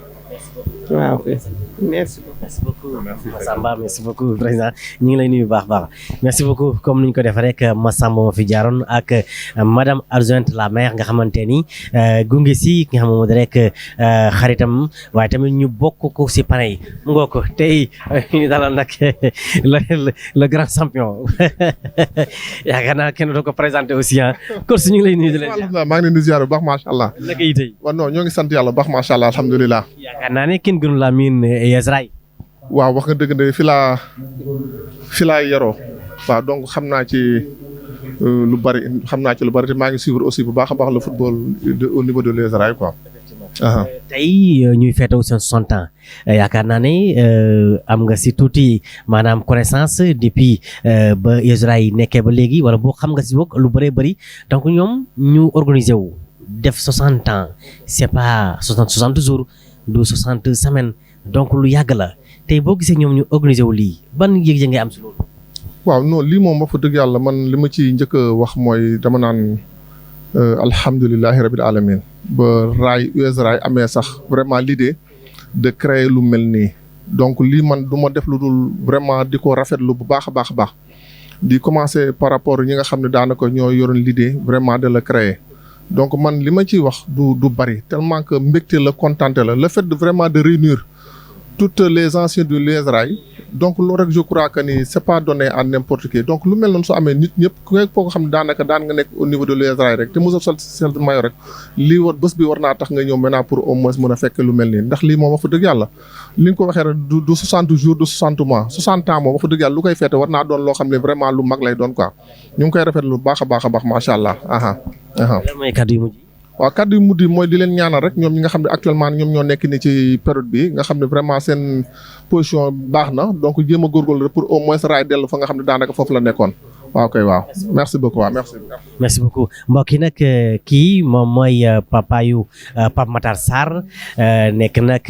koo xam ne yaakaar naa def aussi lu bëri si wàllu football donc ñu woo président moom tamit mu ñëw vraiment sànni si ay kaddu ndax nag yaakaar naa moom tamit kenn dootu ko présenté si mim réew vraiment muy nit koo xamante ni jàpp na si bu baax a baax si équipe bi yaakaar naa gën na ko maîtriser gën na koo xam bu baax a baax ñu bàyyi rek nga présenté wu à travers la télévision la DPS TV. di leen nuyu di sant yàlla nag parce que mënuñu woon manqué événement bu toll nii. les 60 ans de notre très chère équipe du Rail ñu waa Mbour xam nañ ko dañ daan dox di jaay ay keccax pour mën a daw ñëw seetaan si Rail donc ça nous fait plaisir d'être là aujourd'hui et surtout avec les jeunes juniors qui ont insisté pour que voilà te 2004 ñoo gagné coupe du Sénégal et ku xam Mbaye Diouf ja xam petite catégorie li mu ci def xam région bi aussi niñ mel ci à travers son président Pape Sidilo mënuñu woon a manqué événement bu toll nii 60 ans waa US Rail di ko feetewu 60 ans ku ne xam ne du c'est pas ay 60 jours du 60 mois tey bi nga déggee waa US Rail daal def na benn réuni pour organiser lu mel nii nga dégg ko ban satisfaction la def si yow. waaw fierté rek fierté thiessoise d'abord parce que nag quand même équipe bu am déjà 10 ans 15 ans 20 ans bañ naan mu ngi fête 60 ans et di exister toujours. parce que équipe yu bëri dañuy juddu di changer di dem ak ñëw ñun ñi Mbour Petite Côte 96 lañ juddu changer nañ tur 4 fois parce que ak péripéties le Rail est resté le Rail ñi fi yàgg yëpp xam nañ ci dara avec mon ami d'ailleurs que son père a été préfet ici ñoom ñëpp xam nañ ne le Rail c'est quand même symbole national la ni ko Jeanne d'Arc male avant kay Jaraaf ak Gorée def naa boo nee Jeanne d'Arc wax Gorée Rail nga ciy teg donc c'est hyper important pour que sportif région bi yëpp mën a ñëw accompagner leen tey moo tax mënuñu woon a ñu manqué événement bu toll nii. bu ñu doon wax tey lan moo la gën a marqué si Rail les années 60 les années 80 et ainsi de suite. waaw mais man nag dama yàgg ñëw Thiès parce que mon père qui était Moussa Dia moo ne woon chef wu mairie bi fi ñu nekk nii tey moo topp suñu papa donc ñun Amath Dia ñoom Iba Dia ñoom ñëpp suñu ay rakk lañu donc lu mel ni bu amee à Thiès mënuñu ko manqué Thiès moom Rail de tout le temps depuis ñoom Papis Ndoye docteur Papis Ndoye que nous saluons au passage def nañ ci événement boo xam ne vraiment fierté région bi yëpp la donc lu mel ni am na solo pour que quand même ñu mën a ñëw accompagner leen xam ne aujourd'hui on a un symbole qu'il faut pérenniser et comme l'a dit le président pluridisciplinaire parce que Thiès secteur yëpp moo am doole du football bi rek dañuy focaliser ci football mais il faut que ñu développer compétence yi am au niveau de la région et xam ne Thiès nag kenn mosul dem ñu des ginnaaw et là vraiment nous félicitons et nous encourageons le président moo tax ñu accompagner ci côté incha allah. quel est le message bi ngay joxe jëmale ko ci fête bi mais aussi ci équipe bi di US Rail. waaw Rail il faut comme je le dis rek xam nga symbole boo ko amee da ngay xam li nga am lu mu doon parce que mooy équipe yu mag yi nga dégg yëpp dans les différentes régions tey Thiès mooy raay moo porté au-delà de COT bi nga xam ne déjà def na fi jaloore bu rëy lu mel ni US Rail am na événement boo xam ne ñëpp dañu war a mobiliser jàpp ko accompagner ko nous avons daal prendre l'engagement ñun à notre niveau de les accompagner de les conseiller et de pour que lu mel ni leg bi ñu mën ko pérenniser ba seti sedaat mën ko am parce que li gën a métti ci àddina mooy am longévité dans la durée et dans la constance et tous les présidents qui sont passés par la rail ku ne def nañ ci dara boo daan dégg les grands entraîneurs muy ñoom Amsatou Fall ñoom yu mag ñëpp jaar nañ ci biir lu mel ni rail le passage d'Amsatou a été déterminant ci quand même ci biir rail te comme dëkk na Thiès aussi mën na ne sax loolu gën a tax moom mu installé wu Thiès donc au-delà du sport day dekk des liens familiaux yoo xam ne ñu ngi ñaan waar Thiès waar région bi yëpp ñu jàppale pour que rail redevienne le rail qu'il était toujours et qu'il a été et qu'il sera incha allah. merci beaucoup mbokk yi yaakaar naa ne kenn dootu ko présenté suñu papa jooju noonu dañuy rek dalal ki nga xamante rek le grand Abdou Mbow di nekk rek ki nga xamante moom moo di Abdou Mbow ñu dalal ko suñu plateau la DPS TV à travers fépp nga xamante ni tey suñu internet yi ñu ngi fay bàyyi xel bu baax a baax ñu ngi lay nuyu di la ziar. waaw maa ngi lay fay di am mbégte ñëw teew fii pour waxtaan ak yéen ci xew-xew bi. tey xew-xew bi muy benn xew-xew boo xamante ni yaakaar naa Thiès waa yëpp a ko yëgandoo mooy 60 ans d'existence 60 ans d'expérience 60 ans de rassemblement de regroupement tey bi nga déggee xew-xew bi lan la def si yow. waaw am mbégte lool teew fi parce que comme ni nga ko waxee US Rail ku dëkk Thiès rek am na jaar-jaar boo fa man mii di wax ak yow sax ci bi may gën a nekk ndaw. yàlla def na doon naa football tuuti football naa fa Benjamin football naa fa minime football naa fa cadet amoon fa ay entraîneur comme ñoom Baylo ñoom Assane ñu ngi dëkkoon Taaxi Kaw nekkoon fa aussi supporter boo xamante ni dama daan seetaan ay grand yu bari yu mel ne ñoom Bouba Diakhaté ñoom Maguette Faye ñoom Dex maa ngi fàttaliku sax am na année boo xamante ni dem nañu fi benn finale coupe du Sénégal boo xam ne train la ñu jël dem ñu nekkoon ay ndaw di seetaan donc US Rail je pense que ñun ñëpp am nañ histoire ak moom Thiès am na histoire ak moom donc je pense que bu ñu dee fêter ces 60 ans yàlla def ñu fekk ko li gën a rafet yell mooy ñu ñëw fekk ko di ñaan les Thiessois aussi ñu gën a remobiliser wu pour ce club parce que ce club quand même c'est un club fanion c'est un club boo xamante ne nii am na histoire te histoire boobu tey dañ ko war a dekkalaat c'est vrai que nag war na am ay réformes yu bari yoo xamante ne nii laaj na ko parce que nag aussi la réalité aujourd'hui mooy l'US Rail ne mobilise plus pourquoi il faut chercher pourquoi dem xool lan moo tax xool lan moo koy faj ñu faj loolu et puis pour que les Thiessois puissent davantage se mobiliser autour de ce club emblématique. mais yéen ñi nga xamante ni aussi jaar ngeen fa tey yàlla dénk leen ay ndomba tànk vraiment au niveau du sur si gouvernement bi yéen tey ban mëbër ngeen jël pour jàppale US Rail pour mu si kàmb gi mu nekk. waaw xam nga sport bokkul ak politique sport dafa am ay réalités et les réalités du sport mooy mouvement associatif yëpp dafa am noo xamante ni noonu la war a tëddee noonu la war a doxee su fekkee ne am na ay yenn gàllankoor yi rek dañoo war a xool exactement lan la pour ñu joyantu ko c'est vrai que quand tu as des responsabilités war nga mën a xool exactement nan la mën a fexe pour que sa gox bi sa dëkkandoo yi sa gis-gis mën ci bénéficier wu sur tous les plans sur le plan sportif sur le plan social sur le plan économique parce que jàpp naa ne sur le plan économique bu fekkee am na benn doxalin boo xam ne yaa ngi koy doxal am loo xam ne yaa ngi koy def je pense que di nga mën a am li nga xamante ni moom nga bëgg sur le plan sportif ak leneen voilà. moo la gën a marqué si US Rail. bon li ma ci gën a marqué US Rail mooy am na benn génération boo xamante ne nii muy ñoom Bouba Diakhaté ñoom Samba Kor ñoom Dex ak ñoom Maguette Faye dama nekkoon ndaw nekk seen biir et puis daan fekkee seeni regroupement daan dem di leen seetaan yi donc c'est une génération boo xamante ni ça m'a marqué et je pense que loolu war na mën a amaat ñu dundaat ko pour que Thiès mën a am quand même cette vie sportive. ban message ngay lancé parce que nag ngir gars yi. message bi may lancé rek mooy déjà ñu joyanti yi nga xamante ni mooy am waxtaan rassembler mais aussi def ko dans la sérénité mais aussi ci dëgg ak jub parce que je pense que loolu aussi c'est important bu ñu ko defee rek je pense que yàlla mën na def ñëpp mën a dajaloo. merci. jërëjëf kooku mooy Abdou Mbow yaakaar naa moom tamit kenn du ko présenté tey moom tamit ñëw na si li nga xam moo di rek fête bi moom tamit gis ngeen Massamba Diop mu fi jógee ko kii di Abdou Mbow daal di ñoom tamit féddali li nga xam ne moom moo di ay mbiram ñu daal di dalal keneen ki nga xamante ni rek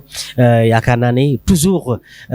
mbégte la pour dalal ñi nga xamante moom moo di rek waa Israël ngir ñu aussi ñu wane seen mbégte seen bànneex ñu ngi lay nuyu di la ziar bu baax. maa ngi lay ziar bu baax ñoo ngi leen di nuyu yéen it di leen ziar. wax tur bi ak sant bi naka la. Papa Demba Diallo mairie ville Thiès voilà. Papa Demba Diallo mairie ville Thiès tey Israël di fêter seen 60 ans ñu bëggoon xam rek diggante mairie ville ak waa Israël diggante boobu naka la tëddee. waaw mais diggante bu am solo la diggante boo xam ne yàgg na du tey parce que ku dégg Israël di mairie ville di nga xam ni loolu lu yàgg la donc ñu leen di ñaanal yàlla yàlla na ñu dem ay 80 ans yàlla na ñu yàgg ca wér vraiment loolu daal ay relation yu am solo la ñu am d'ailleurs sax ñoo ngi fee ak président Badou Ndiaye muy nit ku baax di nit koo xam ne vraiment nit ku xam nu muy doxale la ci àdduna d'ailleurs man ak moom sax ñoo doon coordonné ci salle bi vraiment muy koo xam ni dafa bëgg Israël daf ko bëgg lool ci li muy def triché wu ci ba pare doon conseil de ville voilà doon conseil de ville bon donc mooy suñu kilifa vraiment di nit ku baax mais wàcce boppam ba ñu sumb fekk ko ci affaire bi moo tax lu nu mën a def rek pour jàppale ko daanu def pour jàppale ko parce que jàppale ko mooy jàppale suñu bopp mooy jàppale Israël mooy jàppale mairie ville wallahi jàpp ne ne Israël fu mu toll nii lii di mairie ville bi pare na pour jàppale ko si tous les plans. non pare na pour jàppale ko ci plan yëpp waaw parce que Badou je pense que moom c'est un conseiller donc c'est un maire vraiment mais je pense que bi muy jël fii dafa mel ni loo moom rek ñëw jël si ko mu jël ko vraiment it amul benn li ville war a def yëpp ci affaire bi def na ko vraiment li ville war a def yëpp def na ko ci donc loolu la ñoo ngi leen di ñaanal daal yàlla mu yàgg ca wér voilà merci. merci beaucoup mbokk yi ba tey toujours rek ñuy gën a rek avancé di gën a pousse waaye di gën a rek dalal ay nit ñoo xamante ni ay nitu valeur leen mais aussi am bu baax a baax connaissance si li nga xam ne rek Israël ñu bàyyi rek mu nuyoog mbokk internet yi ñu ngi lay nuyu di la ziar bu baax. maa ngi lay fay Cheikh bi di la ziar bu baax a baax. tur beeg sant bi nag. Gassama Amadou. tey ñi nga gis 60 ans mu nekk loo xamante ni bi nga ko déggee nan la benn réaction nga am. waaw ça m'a fait plaisir ça m'a fait trop plaisir. donc tey mun xam si da nga bokkoon si ay raay wala en tant que joueur ou bien en tant que dirigeant. non je peux dire actuellement damay ñëw ci ñaar yëpp parce que je suis un ancien gardien de but de l'Union sportive du Rail donc peut-être sama carrière yëpp donc instant bi donc nekk international aussi donc léegi arrêté na football bi maintenant je suis entraîneur donc lii dafa ma fekk je suis venu presque pendant ça fait une semaine laa def fii donc dama si tombé nii quoi puis ça fait plaisir d'assister aussi. loo ñu mën a wax si Israël en tant que l'ancien.